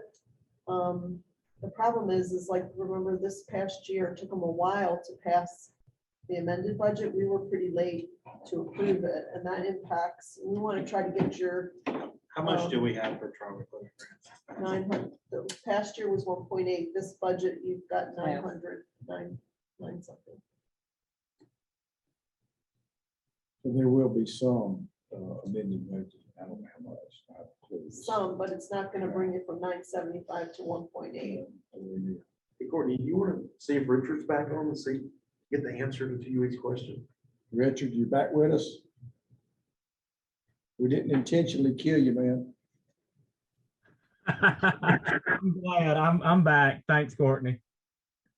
Thank you. You still remember Huey's question? Not exactly. What was the question? Was it about the one about what does the training coordinator do in a region? Yeah, utilizing them to work with the regional coordinator and the providers on identifying and putting on the education needs for each region. Yeah, so their basic job function is to review and approve Con Ed and initial ed courses, and then the touch points for that, you know, to make sure that they're completed. Initial ed takes up the bulk of that time because there's so many more requirements for initial ed. When we first started the positions, we were really focused on MIH community paramedicine stuff. We did a good bit of gap analysis with that. So, I mean, we could flip the same model and really do a gap analysis if that's what y'all are wanting for us to determine is, you know, what are the education needs in a region? What are the gaps? And what is the distribution of those gaps? I mean, because within a region right now, I mean, I'll have areas in Region 5 that do good at providing their own Con Ed, but then there's other more rural areas that don't have so much availability. And so, and the same thing applies to initial ed courses. I mean, you know, when we get to the more populous areas, they generally have an initial education program. When you get to the more rural areas, they don't. So, I mean, we'd be happy to do a gap analysis like that. I mean, our coordinators get around a good bit now to their services, their programs, stuff like that. And so within a given region, I mean, they're pretty familiar with what's going on. So, I mean, we'd be, if that's something you're wanting, yeah, we'd be happy to help you conduct a gap analysis.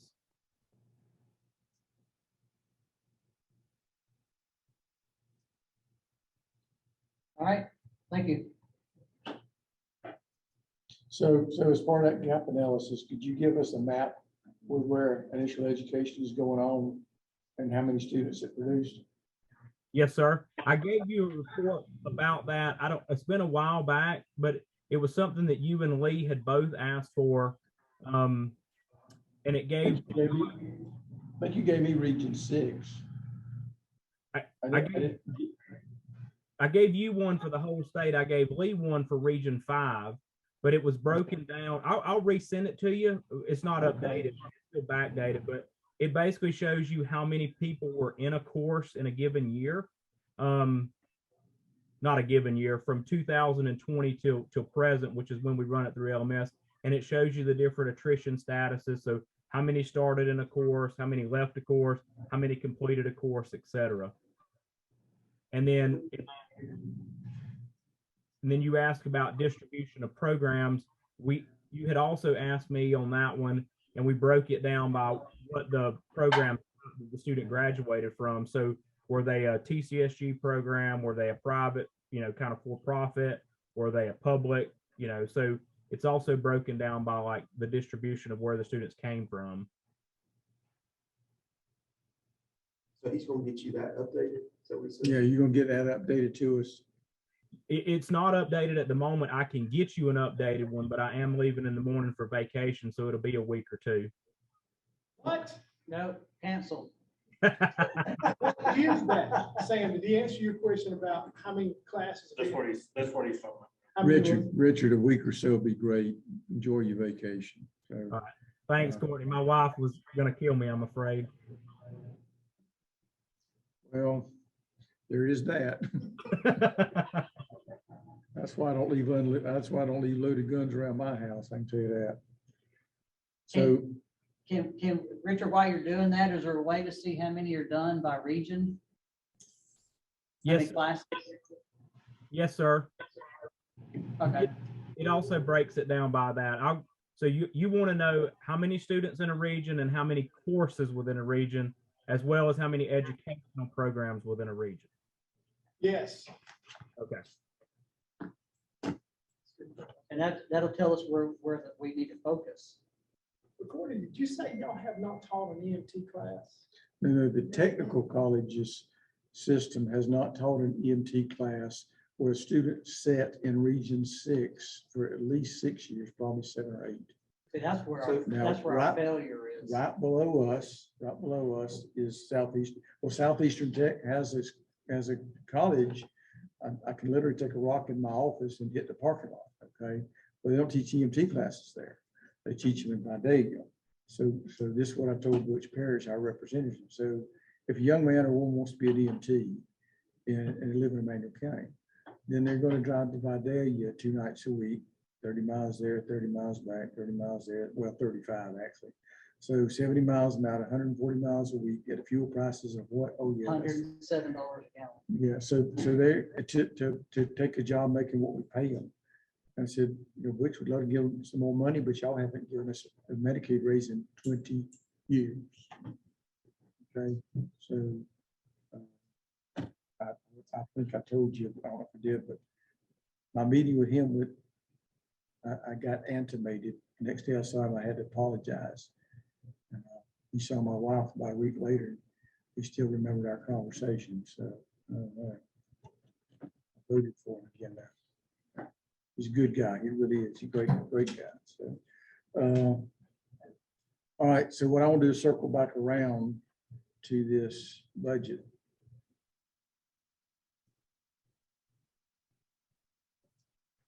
So I'm trying to look at what. Okay, so you see the proposal from Jim's at 1.8 million. If we agree to all of that and AWS equipment grant, those are 2 million, those are the two. All three of those, that AWS equipment, EMS education, and the equipment grant are all flexible dollars. Those other two, unless we're going to change the program, are not really flexible. Which one's not flexible? The ADLS annual support, that's pretty much hardwired because Right. we know how many are out there, and the airtime is pretty much hardwired. Right. Unless we're going to change those programs and kick people off or something like that. Now, having said that, we at least agreed, I think, in principle last time, and we're going to do it probably one way or the other. We're going to set up a open record, not open records, but open enrollment time, probably 2 months, 3 months. And we'll give people plenty of time in advance and we'll let the vendors know. But at that point, if they want to change vendors, when that open enrollment is over, that vendor is who they're going to have. Their only choice, if they want to swap vendors, is to pick up the tab themselves, because we will not swap vendors after that, because this business that Katie's back and forth all the time trying to adjudicate the budget because one vendor is a little bit more or less, that's not worth our time. That makes sense. So between education and equipment grant, is that flexible? Yeah. A little over That's 2.8. that's up to you guys. That's up to you guys. Katie, do you need an amount for GEMSA so you can get their contract to them?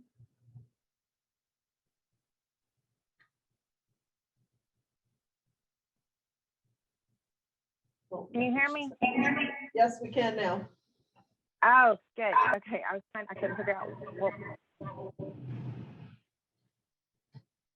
Oh, you cut out. Now can you hear me? Yep. Go ahead, say it quick. Not quick enough. Harry Richard must be on vacation somewhere. Yeah. I think she was. Can you guys hear me? Yeah, There you go are. ahead, keep talking. Okay. My suggestion would be, in this case, if we want to put funds in the EMS equipment grant, I would put the funds in the EMS equipment grant up front, because it's much easier to add funds to the AVLS or to GEMSA at the end of the year. So if we wanted to move that EMS equipment grant balance up, and then with any amended funds, we could apply to the AVLS equipment or the GEMSA education. If y'all don't mind me speaking up though, the only thing about that is that limits us and how we can plan these classes out, making sure that we're, again, being equitable between all 10 regions when we make the selection of the classes. So adding it at the end, it's not like I could just come up with all these classes within the last few months of this year. The AVLS equipment would be the easier. Can I add something? Liz, what you said since we've got all the POs cleared up, it just hit me that you're okay looking it through the end of August or such as. If we can do that, and that still leaves me, because the amended budget is in January, so we know what that figure is. Is that right? Well, we don't, No, so we don't know it that's, until they vote on it and the governor Yeah. signs it. and this time, and not till the governor signs it. Once they vote on it, they start the process with encumbering, et cetera. Is that correct, Katie? But the problem is you That's just don't correct. know, and they're gonna vote on it. The bigger problem is that you're probably, and I think Regina was trying to chime in too, she texted me that she was having some audio difficulties, is that there's not gonna be a huge bolus of amended funds this time. So I just would like the group to be mindful of that, because even if you reel in the number of ambulances that you're given the equipment grants to, now once you're under $1 million, that's low impact dollar wise per ambulance when you spread that money all the last year. Think about what you and your own agencies got. That was 1.8 million. This is half that. So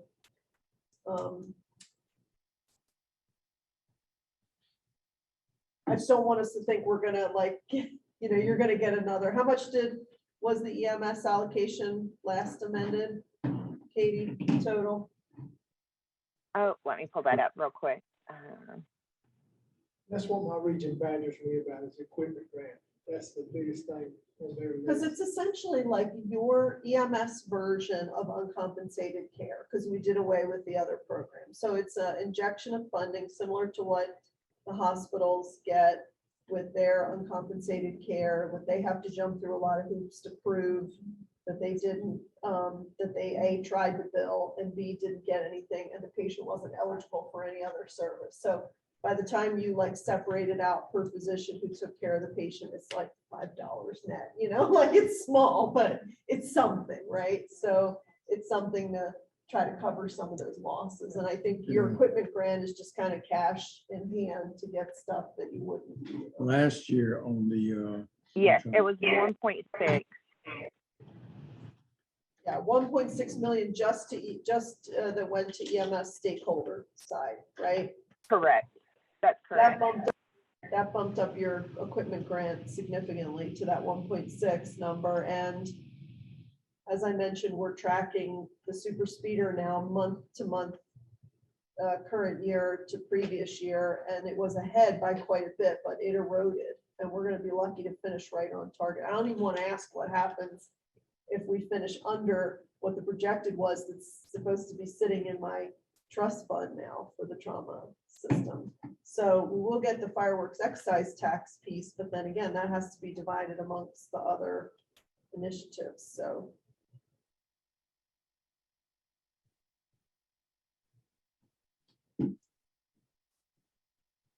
Thanks, Liz, for sharing that. I apologize. You guys keep going in and out on the audio connection.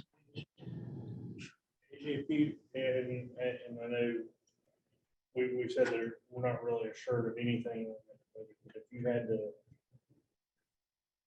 spitball an approximate, what might be there? yeah, based on just the fireworks revenue, if we end up even on the super speeder, the fireworks revenue is about $1 million, and it's usually like 20%, so like 200,000 potentially. Hey, Liz, can you guys hear me? Yes. My question, Courtney, is the ABLS equipment money, is that a needed now, right now? I don't have the answer to that. I mean, there's probably some out there that are broken, but I don't perceive any major issues. We just bought some, didn't we? Yeah. So we use some of the AY money to buy some of the ABLS Last year. equipment. Yeah. So let me throw something out at you.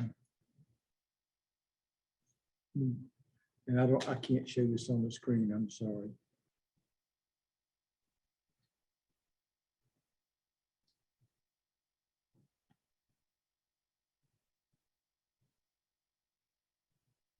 So if we bump the ABLS equipment down to 100,000, and we bump the EMS education to 1.7 million, then that would leave us 1.165 million for equipment. And if we added another 200,000 to it, supposedly, is that 20? How much money you were talking about from fireworks? 200,000 Potentially. potentially. And that would be $1.3 million for the equipment grant.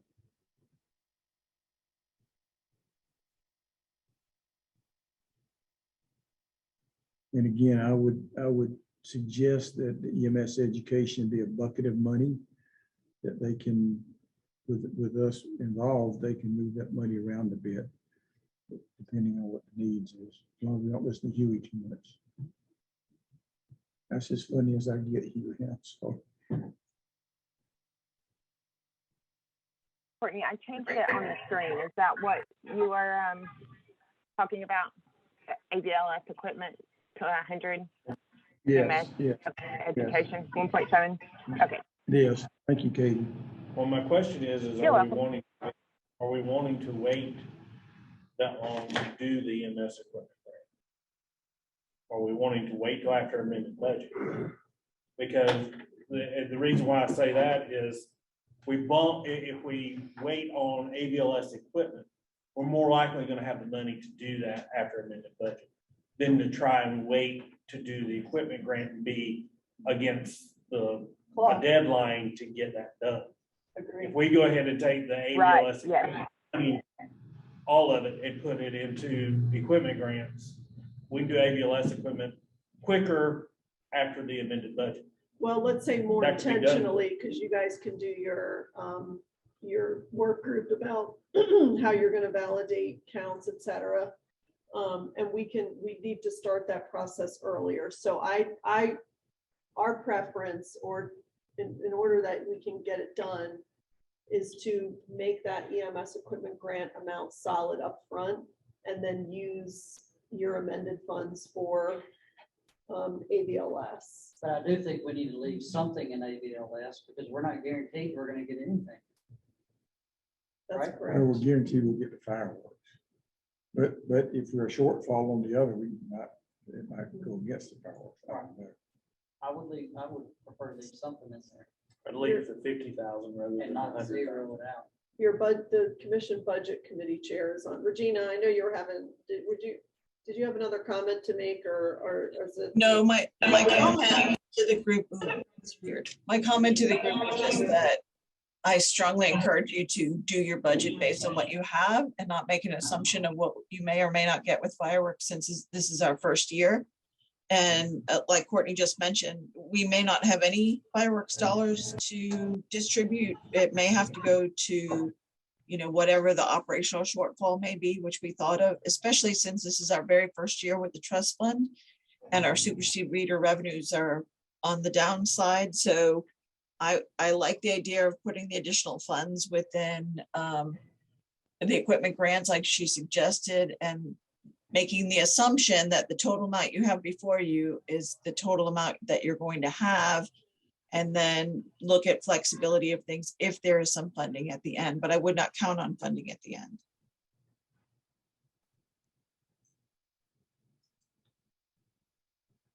I agree with Sam. If we're not looking at having to replace a lot of ABLS equipment, I'd move another 50,000 into the equipment grant.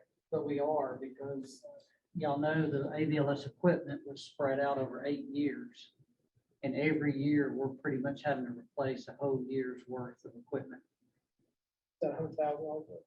Oh, it's over that. Is it It's, really? last time we did it, it was like $500,000 worth of. Because these devices. I And mean, the they're all- technology is just changing so quickly. They're it's a all getting to problem. be 7, 8, 9, 10 years old. And so you can start to tell, talking with Tim, he typically will have a dozen or so from a previous year that have problems. The earlier years, it may be 50 or 60 of them that they're having to replace from an earlier grant cycle, because we did them in, what did we do them in packages of 200 each year for like 8 years. Is that right? Something like that. Or do you remember exactly? But now, The number Yeah. of devices, seemed like it was about 200 devices a year for 8 consecutive years to get us where we are. And now, so the ones from year 1 have already all been replaced, year 2. And each year they're having to replace. So was 150 enough? Because that's all we had in there was that's, 150. that's what he asked for, so I'm not gonna, I don't go up that over that. Yeah, I don't know, I I don't will know the say- nuts and bolts of it, but that was. And I will say one thing about the equipment grant, and I don't, want to beat you up, that's all right, but I don't know how the county's done it. But I'll be honest with you, in Emmanuel County, with your COVID money, I bought stuff that I never thought I'd get before. I mean, we got power lifters in every one of our ambulances and new ventilators and. New office furniture. Well, indeed, the hospital bought new office furniture. I still have, by God, sit behind a desk that was a Korean War surplus desk. So if you want to come check that out. But the ambulance has got good equipment. So How do all these measure up for where we were last year? Are any of them Well, let me- under, over? yeah, so If the money may not change, should we leave everything where we were last year and then additional monies can prop everything up? so the total, and what Katie had sent me, the total AVLS money last year. And we actually got a little bit more money last year. This year we got 3.7. Last year, the total money was 4.32. Now, that included some residual monies that the Trauma Commission, Regina and them, that had been not funded in other areas, they put in the EMS bucket. So these Now are, that's, since Regina's on the call, that's one thing we could do, and it's actually an easy thing for us to do, is sometimes we have residual from things that like don't ever get off the ground or what have you. So we can use that. Regina can bring that forward to the budget committee to say, to put a placeholder in the reallocation for FY '23 to be used for AVLS equipment, because it's an easy, clean thing. It's like a good thing to spend year-end money on because we can adjudicate it quickly. get it done. What's the one that's gone up the most? Is it education? Yeah, education last was 1.457. And it's gone up, the request had gone up to 1.8. So if we just put that there, but if we put it back there, doesn't that resolve it? And then we just increase it later? Well, you'll have a hard time increasing it once it got all the stuff gets encumbered. I thought they said education was where we could put it. What, We could, if we allow them to do, which now that we've got all of our old POs cleaned up, and if we had some amended money, we could support that if we. the problem with amended money, once you get it, I mean, you're gonna get it in April probably. May, June, July, getting courses finished in that length of time that y'all want them done, then that's almost a non-done. That's what we just were talking about. That right now, their last course is scheduled for August, so I don't see a problem. I was gonna say, but Liz, we already know that number as far as, for our, I guess, preliminary, quotes and invoice, for the final invoice. For this August. Right. Yeah, no, I'm talking about next August. But Oh, okay, remember, sorry. we are not going to have as much amended Right. funds. So that's why they're kind of considering this, because right now they're, having to kind of put it, so your proposal's a lot more. So to Lee's point, if you kind of balanced everything conservatively as to where it was last year, yeah, you'll at least get the same, we'll at least get the same amount of education that we did last year. Everything will get close to the same amount. Well, no, you'll get less because inflation is a huge issue. Well, that's what everybody's facing. I mean, the trauma is everybody's allocation. It'd be the is gonna- same money, but It'd be the there same would be money. there would be something that has to be cut.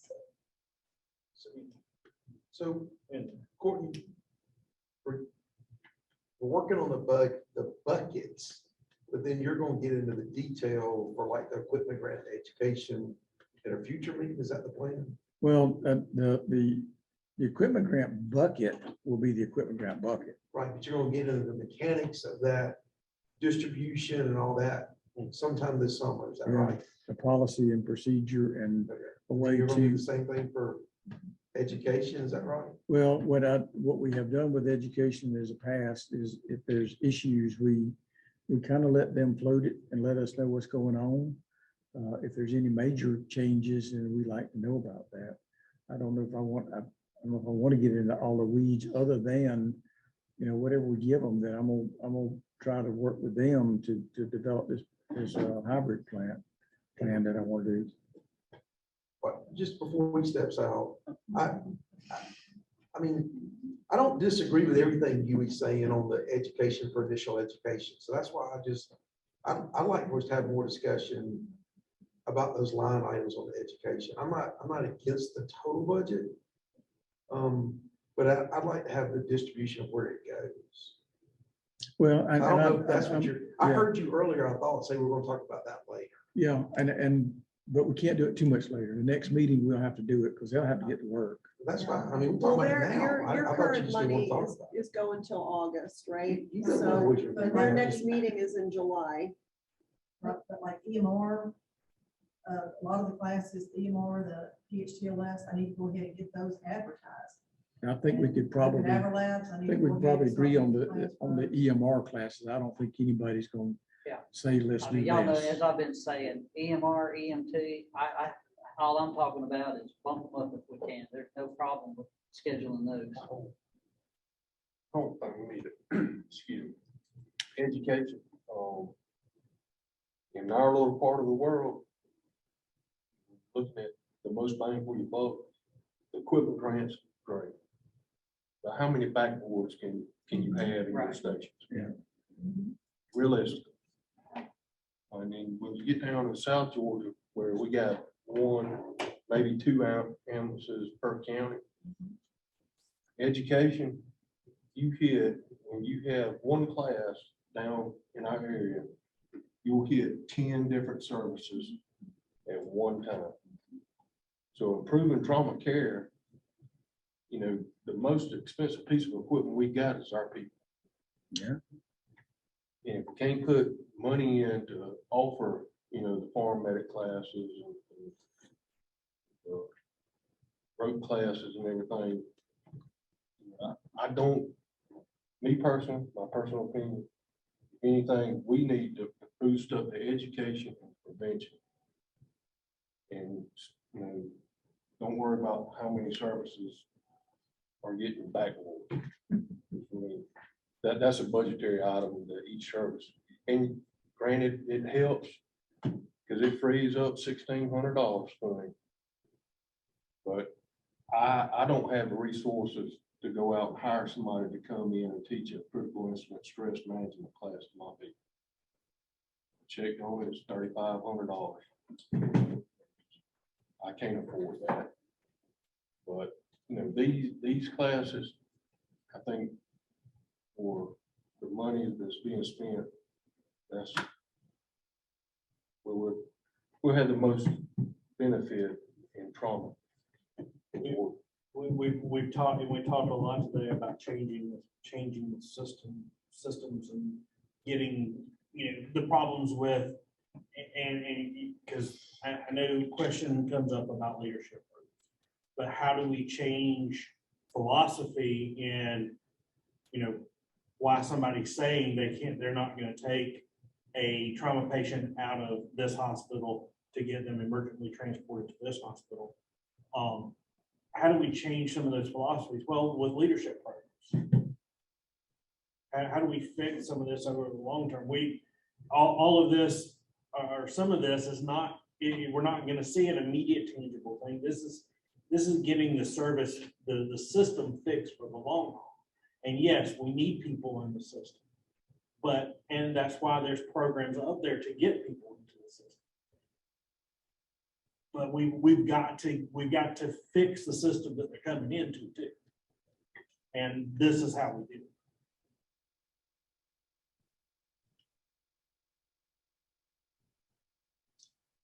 So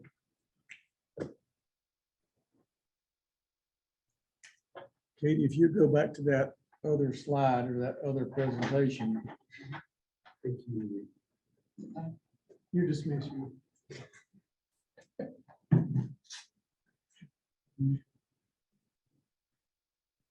It's coming up. That's why I said take Huey with you. Now you understand.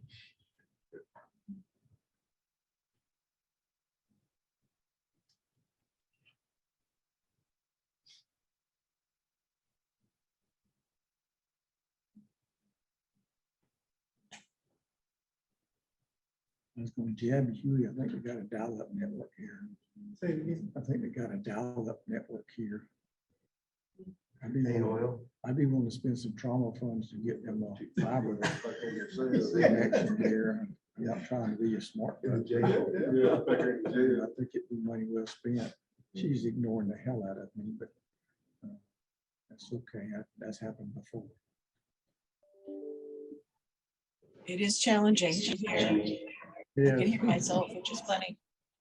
While you guys are transitioning or bringing up the next slide, I know this is going to be really difficult to quantify, but I've been trying to listen to what everybody's been saying. And, you know, that was an interesting and good comment about the leadership course. I think it'd be really beneficial to develop some mechanism to be able to identify the impact of the dollars spent on education, on actual trauma patient care, transportation, delivery, that kind of thing.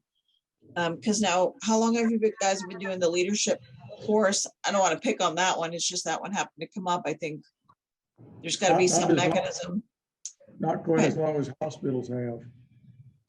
Yeah, right.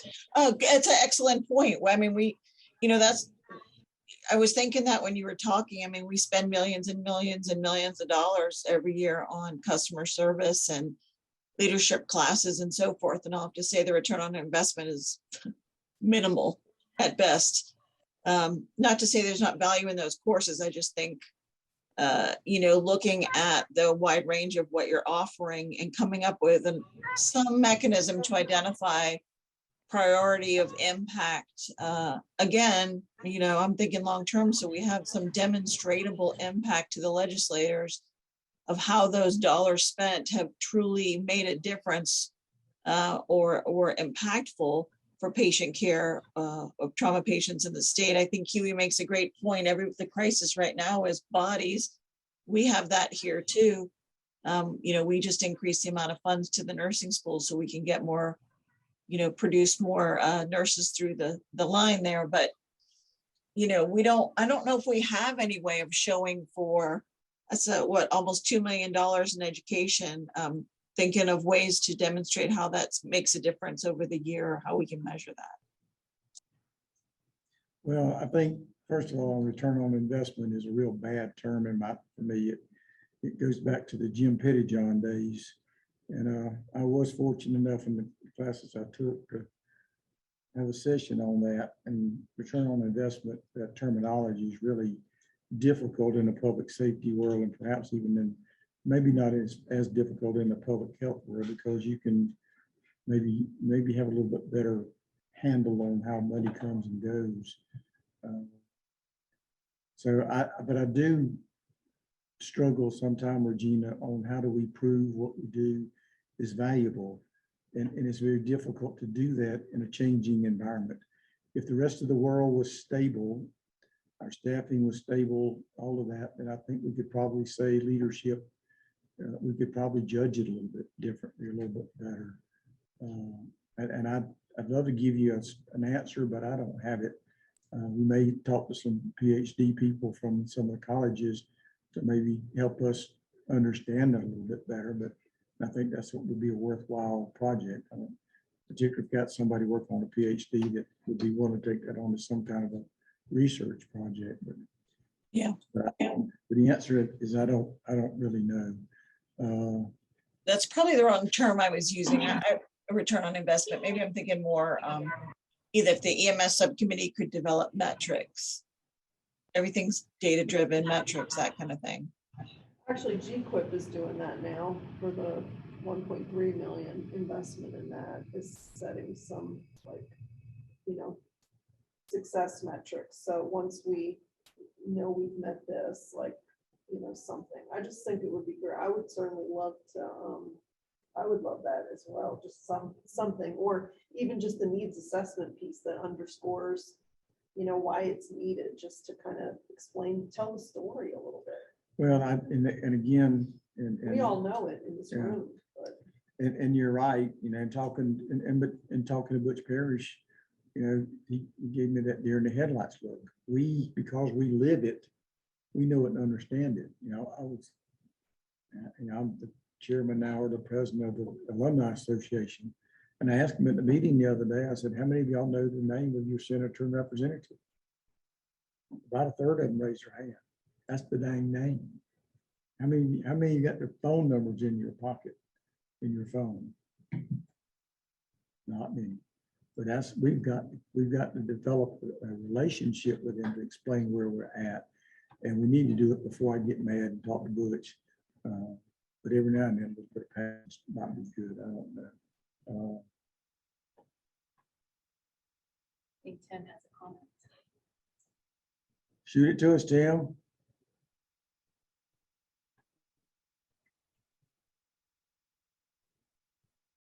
Is this Go, the slide you Tim. wanted? I'm sorry? Is this the slide that you wanted? Yes, yes. Okay, Thank you. you're welcome.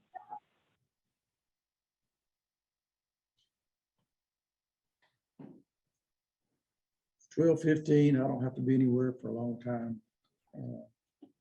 Any other discussion? Comments? Richard sent some of that information we were asking about. Liz, he copied you on the email. Yeah. I don't have know it. if you want to pull I'll that up forward it and to- talk about it just for a second while he's on the phone about the courses. If you like, Well, I he don't- asked a question. I mean, he's got partial Yeah. answer on it. That's the reason I was saying that. I think we'll have to send it to Katie for it to get up here. I can pull it up. Yeah. While they're doing that, there's one simple thing, I think. We got somewhere near $39,000 where those 4 services did not participate in the equipment grant. I don't know the exact number. But I think the desire was to roll that into AVLS. Was that where it was, Liz? Say that again. The 39,000? Right. Where did we? It's left over from Yeah. the, So that would be easy to put it into the AVLS. I think some of that is airtime or maintenance. Was it not, Katie? It was our maintenance. We already received the bills for the annual maintenance next year. So if we could just go ahead and apply it to that bill, that would be easy as well. So I'd entertain a motion to do that. I'll make a motion. A motion and a second. Any discussion? All in favor, aye. Any opposed? Everybody's looking hungry now. I want a Snicker bar. I got a bunch.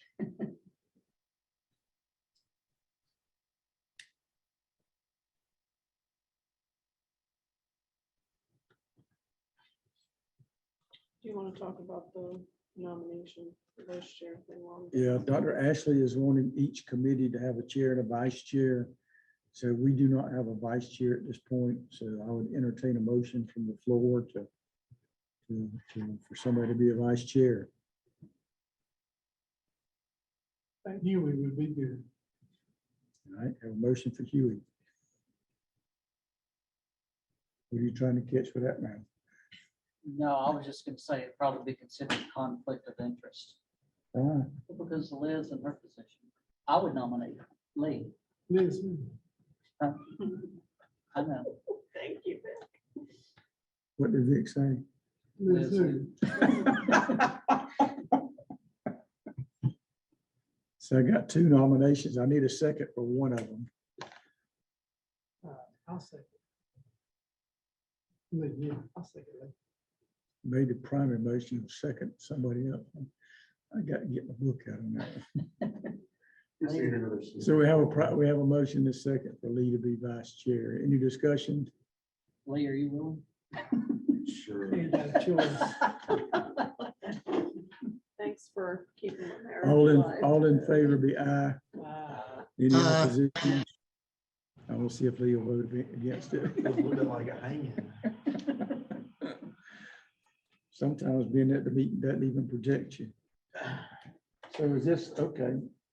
So, This is a spreadsheet, yeah. yeah.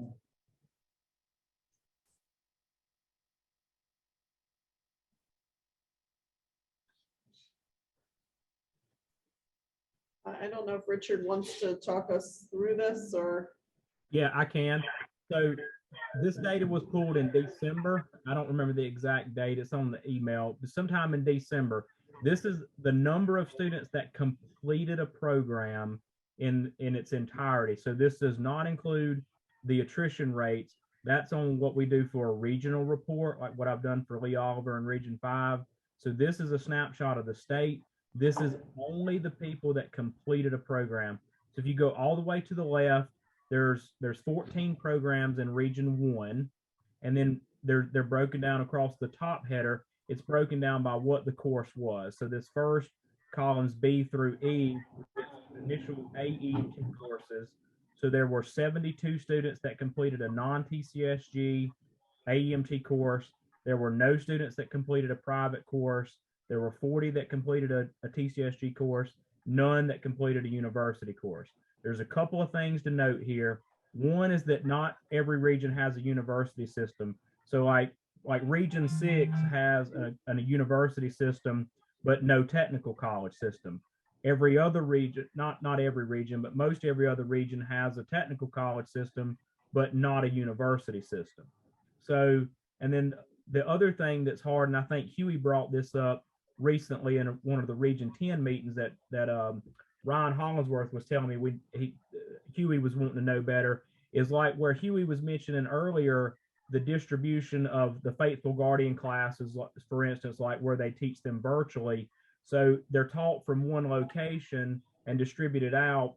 We only record the students as being in the region where the course was requested. So like Huey's got students that are actually in Region 10 completing these Faithful Guardian courses, but they're being clumped together in another region. So it's not perfect in that regard because it doesn't truly capture Huey students in Region 10. So we'll have to make some amendments for that. But this is how you read the spreadsheet is 14 programs in Region 1 and the distribution of the courses. And then it's repeated that way, throughout the various course levels, AEMT, AEMT and paramedic, EMR, and then for the EMR in column K, if you got a little bit, in column K, you see we added high school. So this is not all encompassing either, but if there are EMR programs that we know that's taught in a high school system, then we obviously record those there. So, and then if you'll go all the way to the left, to the right, and down to the bottom, I'll show you the total number and give you some clarity on what those mean.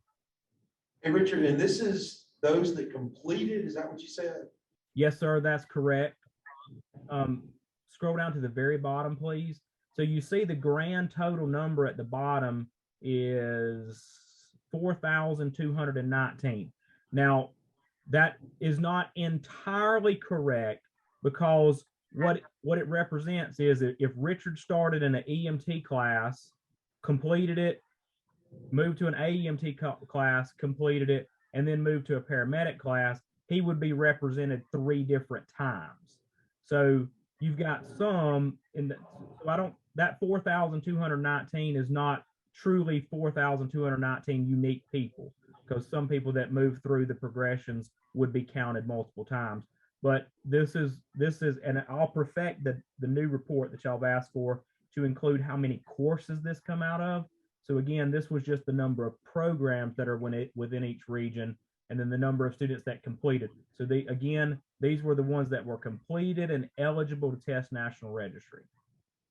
And this does not mean actually successfully received a Georgia license. No, it does not include that, nor does it include those that received a national registry certification, but not a Georgia licensure. And do you know of the 4,219, how many are unique individuals? No, I do not know that. Okay, and then my last question, Liz, you're driving it, aren't you? Mm-hmm. Can you go like to Region 5? Yeah. I know you got them listed, education program 1 through whatever. So, and I understand being blinded to us, but do you have the ability to identify programs that are taught by fire-based systems that are predominantly non-transport? Yes, sir. Is that a significant number on this sheet? I ran this in December, Lee. I don't think I could accurately comment on that. And In terms of Region 5 alone, no, it's not high. I know that off the bat, but for the state, I couldn't speak for what that would look like across the state. I think that'd be an interesting number on the statewide level, Yep. at least know.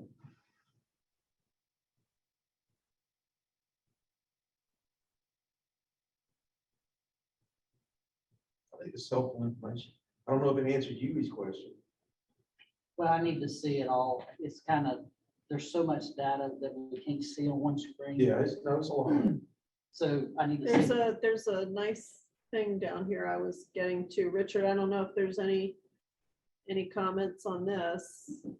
Not really. I mean, I just wanted a bar graph to kind of, when I had prepared this for Courtney, Courtney was really focused on how many of our students came from TCSG and how many of them were not TCSG. So that was kind of the driver behind this specific report. And so I put the graph there to basically try to illustrate, the distribution between TCSG and not TCSG. Well, to Courtney's point, Region 6 had that as TSG in years. And I guess that's my frustration level. And I get it.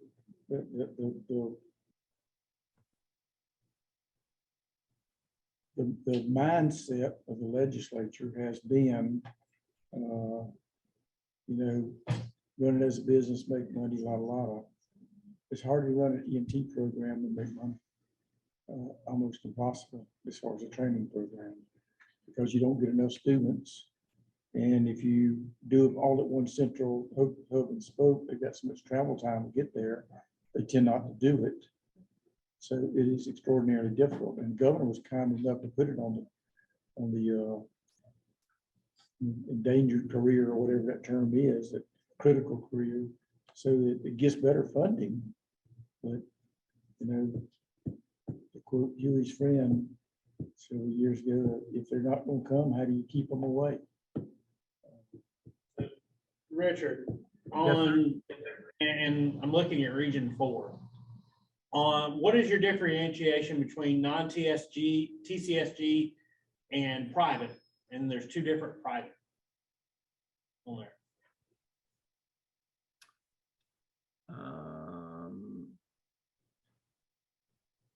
I'm not sure about that right offhand. Can you scroll back up to the top where Region 4 is represented and see why there's two private roles in there? Oh, do you need the headers, Richard? Yes, ma'am, please. So scroll to the right until we find the duplicate privates. To answer part of your question, I'm not sure why there's two privates represented there, but or where it's at in this, because I'm not seeing it there. I don't know where that's pulling in from. I don't know if that's a fluke in the data, but what constitutes a private is basically an education system that is not tied to an EMS service, a fire department, a technical college, a university system, or like Faithful Guardian.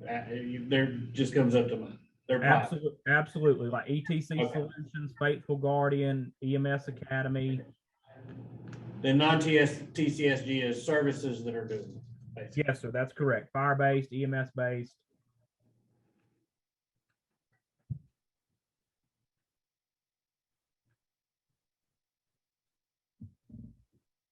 Richard, are all these private services accredited, or are they teaching under somebody that's accredited? You ain't gotta be accredited, so paramedic. Well, so Not generally, It's done. But it's not yet. Okay.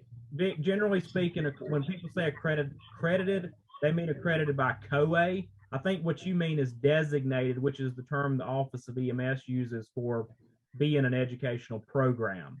So most of the privates, there are quite a number of the private programs that are designated, and then by the Office of EMS and or accredited by COAMPS, but they'll open up satellite places, and which is again basically what Huey and them are doing. So they have a satellite location that they teach the course at and distribute the education to.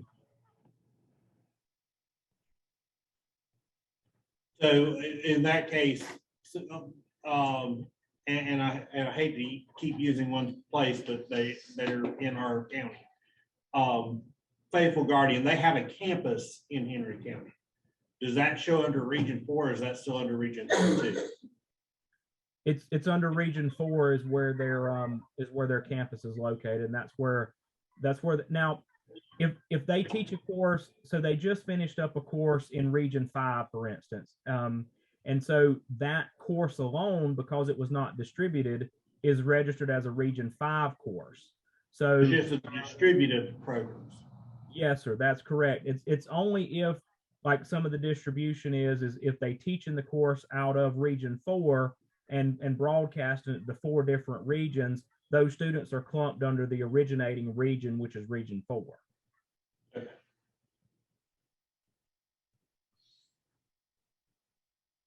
Any other questions? Is there any way to get, or I don't know how involved that gets, to get that true number that you were talking about, that, where especially, and I'll use my program for example. My program, students complete EMT, they get their national registry. They never actually get a state license because they go directly into AEMT. It's really not beneficial for them. So is there any way to get an idea of that real number that you're talking about that pulls those cases out? I do believe there is in Report Writer. I haven't played with that feature, but I believe there's a way to redact, duplicates. So I can't confirm that right offhand, but it is something that I would like to explore. Okay. Because that would give us more of a real number of completions. Which one are y'all not licensed at? Which one did you say, EMT? So like my students, they complete EMT. Right, but they don't get the license. They don't get their state license because they're fixing to take their national registry. So if you had 25 graduate, it would look like 50 on that report, but it's really 25 people.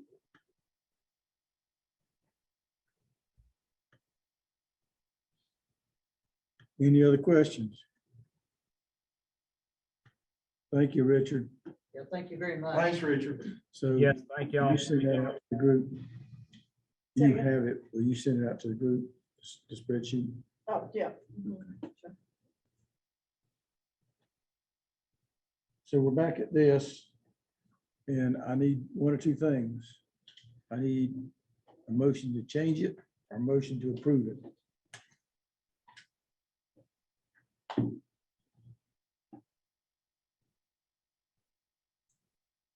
I make a motion to approve it. I have a motion to approve. I have a second from Vic. Discussion. Second. So can I get one little amendment? Just, can I, because I think everybody was agreeing on it, that we go ahead and we're going to talk about exactly all the little things, but the equipment, the EMT, EMR, let them go ahead and jump on that. Yes. Oh, yeah. Well, if you approved it, we can go ahead and do their contract. Okay, Yeah. all right, Yeah. all right, okay. We And I don't, include A in it? then never mind. We include A in it? What? We include AEMT? No. Yeah, that would, that's going to increase the cost. That's why I want to talk about the whole budget for education. Well, we can go back and suggest that they take money from another program and put it into AEMT. I'm not against it, ongoing education, but it's a crisis every day. I don't. All time, staffing, every day, everywhere. I'm not arguing with you. I know, so there's nobody else working on it that I know of. You've got individual providers across the state trying to be creative. But in just a minute, I may try to address that. On what, I don't I'm know. sorry, I didn't hear it. So I don't know. just workforce. Oh, okay, not just increasing the. Yeah, I'm not necessarily saying that we need to do partial funding for a paramedic program. I just like to see it started out as first responder before first responder was even licensed in Georgia because they weren't. And then we have the EMT A coming, or EMT, then EMTR. So we made it EMTR and A, well, EMT, because there's no B, yeah, EMT. Kelly yells at me whenever I say BMT. So I'm trying to get my vernacular right. Well, I just tell people, I before E except S or CT or P. That actually makes some sense. Not a whole damn lot. But I'd like to see it go for EMTR, EMT, and AEMT. So, okay. That's all I'm saying. I'm one person of 12 or 13. Could we advertise for that with the same amount of budget? And that way we can either do an EMR, EMT, or EMTA with the same budget. That's fine. I'd like to see a little more money in the budget, to be honest with the board, personally. If that's the solution, I'm not against what Kathy's suggesting. I just like to see a little bit of money moved around for it. I don't know that it would really even be that much more. Okay, within Would their be a little proposal or within the amount that you just Within the approved? Oh, this. Oh, within within that their proposal. proposal. Okay, well, they can revise their proposal probably and Yeah, send we it can, back, we right? can have that discussion. I mean, So right- axioms of So right at the, leadership. yeah, right at the moment, this is, I got a motion and a second on this. All right, y'all pulling me into the weeds. Well, no, I tell you, I'm not pulling in the weeds. You said earlier, we're gonna go back and look at it in detail. So are we gonna go back and look at it in detail? I personally, I think we can. I don't mind doing it. Well, I mind a little bit, but I got a lot of snippets, so I don't care. This right now is just encumbering the money. This is right now, is that overall buckets with the idea they can go ahead and start the EMR Yeah, immediately. Okay. the others is a little bit more flexible. You can, right, Katie? I don't want to jam them up because they keep talking about they need to go because they need to be able to close them out in a certain amount of time and all. I don't know the difference for us between talking to Dave about it. and I talking just want to make sure all of everybody us. understands how much it hinders the number of people that we can get into these classes, and we can't go ahead and advertise and get this set up as soon as possible. We've been drilling on this for years now about getting the contract in a certain time to get us started out of the gate. Well, I will point out that today is what? May? And in the old days, with Jimmy John, We still it would be working on this year. November. We having this damn discussion. That's why we had 16, I honestly 17, do. 18, and 19. I want to, for their benefit, we do need to have this, we need to move the timeline back. And we need to really get this done earlier. I think the big thing is getting the EMT and AEMT stuff. Hey, I Or getting It's a sneaker war. I'm gonna help you out. Who else? I'll leave it that way. I think the big thing is being able to get the EMT. So, If we're gonna do it Get on that. a full budget, I would have to put applications, because I can't put it out there and say, can you do this class? So I'd have to limit it, say 10 AENT classes at this budget, or I've got 10 EMR, ENT, don't get me on it, at this budget. What's the amount we allow for each class? For EMR, ENT is 8340. And the difference is on the EMT, you don't get the jump bags, is that right? You don't get the full cash. I will point out Do the something. safety vest, but that's only a couple $100. So that it says that since the state went up to the EMTR license, we've had to increase the funding for that about $2,300 to cover the extra hours of education in there. And so for the counties like myself, who never really cared if they got a license, I just wanted them trained, that becomes a bit of an issue. So anyway. Well, you're Yeah, gonna. This comment. I know, I'm fixing to call this question. Okay. So we, And then- so we're in discussion. Are we coming back to adjust it or is it done the way it is? We're gonna vote on this. This will be done that, okay? Now, if you want to come back and talk about the different pots in that thing, we can do that. I think that's perfectly fine. And we can do that today. We didn't, I don't care. Like I say, we've got speakers. This is just an overall out. This amount right here is on the table. Okay. All in favor, aye? Any opposition? That carries. So now, You want to have that discussion today or you gonna have it another day? I mean, you're the chair. I mean, I'd love to have it today and get it done for them. I mean, we're just talking about moving things around in the budget. They've got 1.7, if Okay. I'm not mistaken. So now it's just a matter of, Can we put up, Katie, can we put up that Jim's proposal?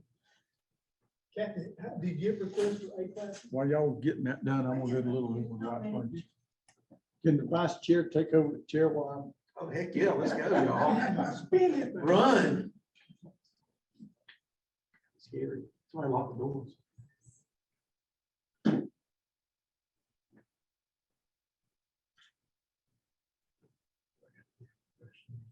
So you got 25 EMR, EMT classes. Mhm. You do an average of how many every year? This past year, we did 25. Before that, if I'm remembering right, it was like 38 to 40 classes in the year before. So it fluctuates between 25 to 40. And like I said earlier, it is cyclical. We see that this year probably we will have more requests than we did last year. Okay, so Liz, is the far right column the one we're looking at for the cost of each program? Say that again, Lynn? The far right column, Second column, isn't it? No, it's over For here. each. The course? second is per course, then how many, then estimated program expenses. well, I mean, the far right for leadership is $165,000 for leadership. Right. Total. The two, column H and column I were my, what am I trying to say? My animals, making sure that this added up to this comparison to make sure that the totals were equal. So column H and column I are identical. Okay, so we approved 1.839, right? No, 1.7. You approved 1.7. Okay, so what is on this list that's not on the 1.7? There's, it's not broken at the 1.7. You talking about where did we get to the 1.7? It's gotta be, this has gotta be cold. Right. Well, To get there. I thought that's what we were doing. That's what my question was. Well, we were initially saying. back to that. So you gotta vote, you gotta help them figure out where to get to the 1.7. Well, I think we need to eliminate the axioms of leadership. We already got the main big leadership program going on, and now we got a junior leadership that we've added. You respectfully disagree with you because it is I mean, again, I understand where you're coming from about the need for personnel. I totally get that. But if, for those that have been through that, it's a different type of training. We get, I would say if we had failed somewhere in getting those classes filled, then, I can support that more, but. Yep, I understand, but hear me out. Okay. It's the same thing as the cadaver lab. That thing is gonna be slap full if you did 100 of them, because it's fun. Everybody enjoys it. Now that's where everybody's sending their students to get their skills when they're in paramedic school. Those programs that are, it's Six Flags. Six Flags is open every damn day and it's slap full every day because it's fun and people want to go there. But I'm just looking at, from the programs we're offering, I think the leadership program is fantastic at the top. I don't even want to discuss touching it. I think it's been well received. We get so much positive feedback. The junior leadership, obviously it's new. We don't know anything about it yet. I'm just trying to figure out where we got to come up with $140,000 to cut from the pie. I get it. And That's again, before we even start realigning. that's before we start realigning. I'm just trying to look at this list of stuff that we've got to work with. And again, I know axioms of leadership, y'all say it's full, that's fine, but we've got to eliminate something somewhere. And honestly, you guys all need to have your voices in this. This is the committee that votes on that. We tell me, hush. No. No, you told me to talk. Yeah. But Courtney, where you are, since you're back in the room, we've got to get to 1.7 and some change, and we're at 1.8. So we were trying to figure out what we're taking out first before we can start moving things around in the bucket. Okay. Because this proposal's for 1.8. Or you just do a flat 10% cut on everything, which I don't think you can do that. Well, if you did that, then you would be cutting programs that like EMR I that you know. find very I know, valuable. that's what I'm saying. That's why I'm trying to look at the list and figure out where. Well, bottom line, it's not necessarily gonna be easy. But I think you've got two priorities that you've already mentioned, the leadership program and the EMR. So the EVOC is EVOC instructor, right? So that's, we need to emphasize that. That's not an EVOC class, it's an EVOC instructor class. If you look at the big ticket items on the right, those that are over 100,000, we're talking about cutting 100 and what? 40,000, what you say? Yeah, 140. If you look at the big ticket items on the right, which one of those over 100,000 are you willing to eliminate? And that's where I came up with that. Because we can cut out some 22,000s and 24s, but now you're talking about eliminating multiple programs. Well, the thing that, and this spreadsheet's not set up to do it, because I played with it a while ago. But if you set up your spreadsheet so that you have formulas based in there, then you can go down and say, okay, let's see what would happen if we do 3 or 4 axioms of leadership. If we do 12 TECC classes, and if you work the spreadsheet that way, it would be easy to kind of figure that out.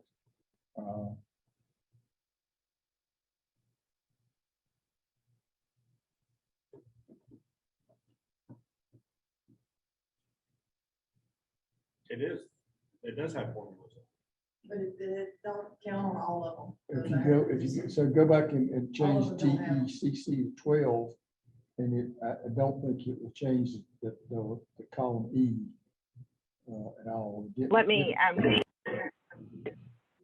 go in and save it. I have it pulled up from her email, so it's a read-only file. Let me go in and change that. Okay. I was gonna say, did the They're not there. graphics change? Okay. Am I just mine? Which ones do you want me to change? Well, I was just, I mean, the idea was that if we had all of them on a formula, we could start walking down and say, okay, let's do, instead of 14 TECCs, let's do 12. And let's do. Okay. And the program, the formulas are not there. TECC to 12? Yeah, but see, the formula's not based in there. See, it's still at 123. It looks like your biggest ticket items are the trauma skills labs. That's almost $500,000 Yeah. right there. Oh, wait, let me try this one. Hang on. There we go. So If I, 10, one in each region, you might be able to I take mean, off one of those. and that's my point. Instead of killing any given program, you cut back here and there. And then, that some of the classes may not fill up. You may end up with some extra money that you can refill them. So.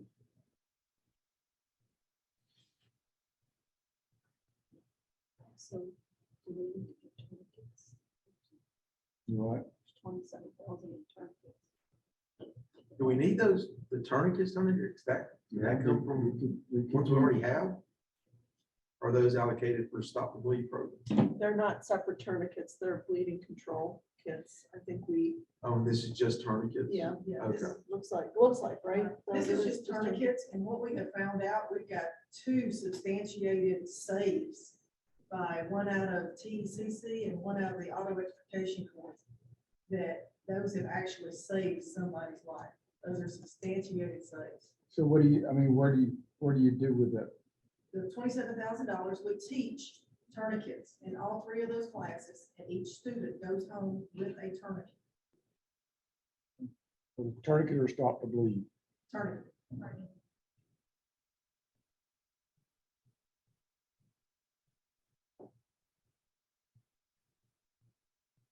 One was down in Miller County, and what was the other one? TCC. Lance County, Middleton.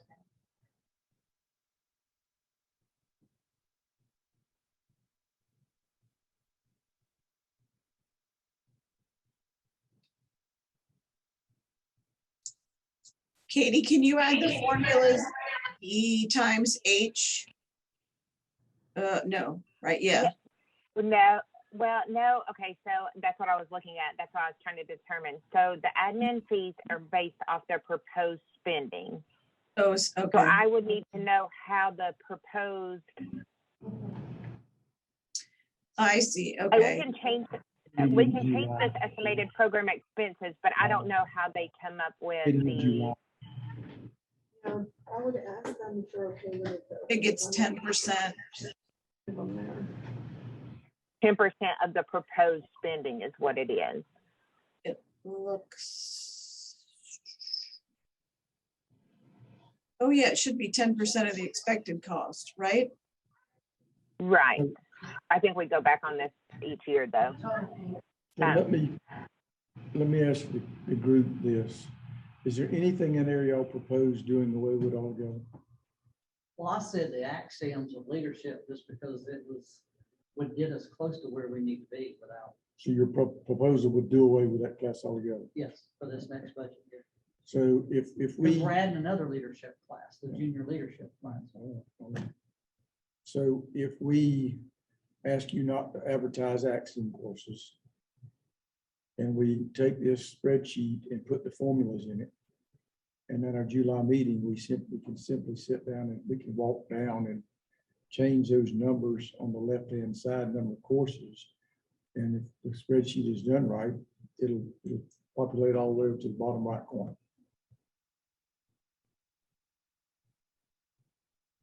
Would that work? And we can send this spreadsheet out once we get the formulas.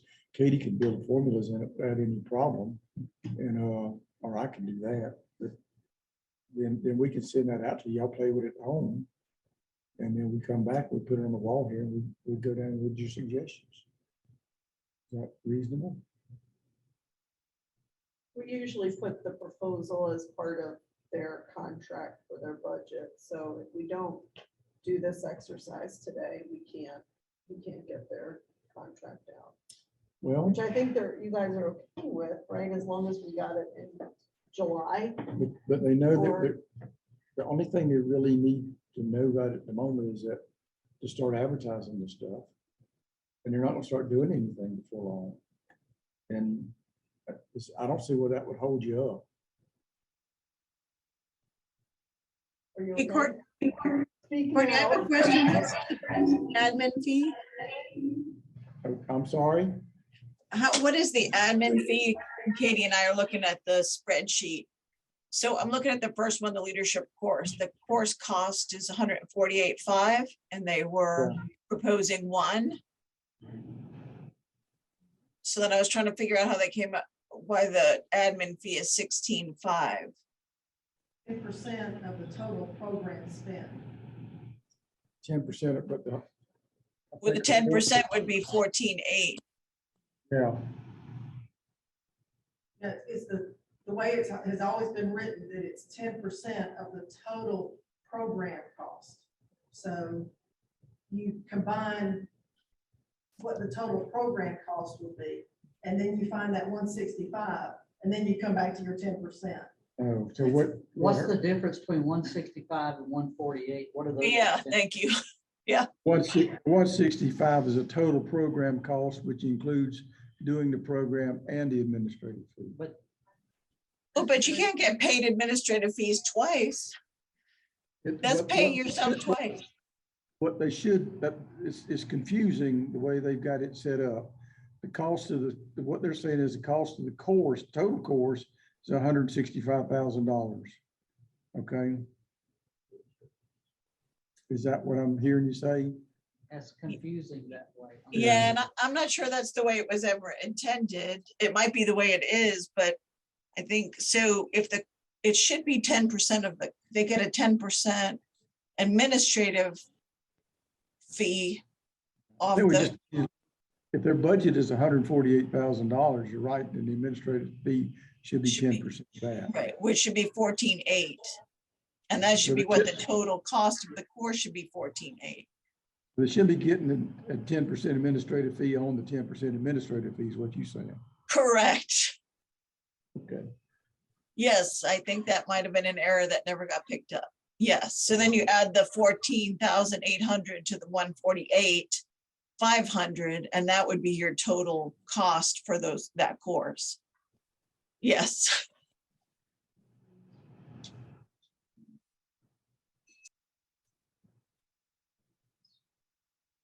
Okay, is everybody good with getting these formulas fixed and the administrative fees fixed? Sending that spreadsheet, sending that spreadsheet out to everybody, y'all can play with it, do whatever. And then at the next meeting, we can walk down the line with this. Okay, And I have one more. When do we want that spreadsheet to be sent out?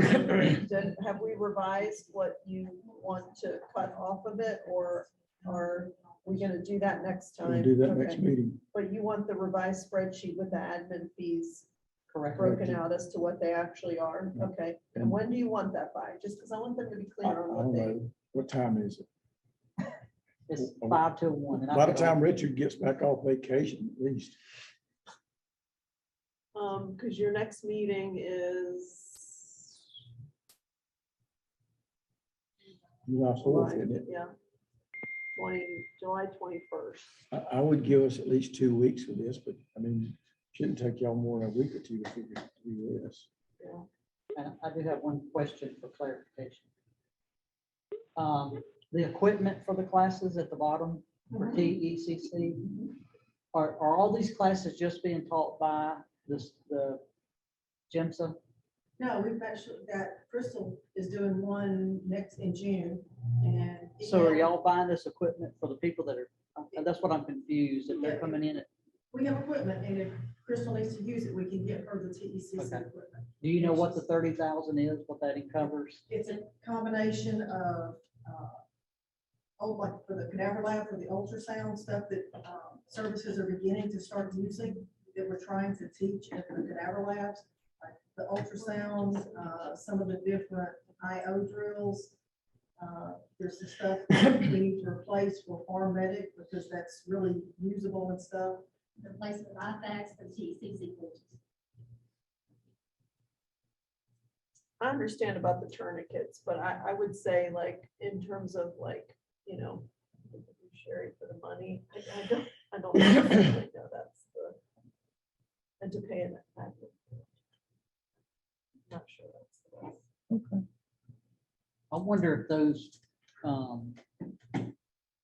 folks that manufacture those products, if they knew what it was being used for, would they donate? Do they what? Would they donate? No, sir. Like the different drill guns? Hey, this is opportunity to get your product in front of a lot of students that are gonna be using these. So The teaching, people that manufacture, at least from the TECC, a lot of tactical equipment. Yeah. We are a very small fish in their pond, and they're happy to work with us and let us pay them whatever, but no, sir. No, I mean, I know y'all are just for this, but as far as the people that are taking the classes, they're gonna be going out and buying this stuff as well. You would think that maybe they would consider that as a marketing to provide some of that equipment to the associate, to GEMSA to use in these classes Well, and then to there's get their fun. product out there. so here's the trauma skills line, and because I'm one of the instructors. We do get a little bit. Right. We do get a very little bit. The sheer amount of stuff disposable stuff that we have to use in there, and we reuse it until it is falling apart. Right. As much as possible, but the sheer amount of stuff that we have to use just in one class, you're not going to get. No, You're I'm not talking going about to the get anybody who's gonna reusable do it. stuff though, like IO guns. and Even stuff that. like that. Even that, They'll only do so much. And then across the needles, what, for 500? Oh, yeah, I know. So. I spent over 50,000 on Yeah. IO needles last year. Huh? And then, Huey, I the other did. thing is, we're very, and Sam, he knows, I'm not gonna let they want to donate, but then they want to come in and use it as a tool demonstrator, and the people want to, and we're like, no, I am not gonna be your sounding board. You teach our instructors how to use it, and they'll be more than happy to show you this Yep. one and show you this one, Right. different models. We still teach Another the vendor, just in case, we have another vendor that wasn't part of that group, and they're coming in saying, why wasn't I included in this? So it's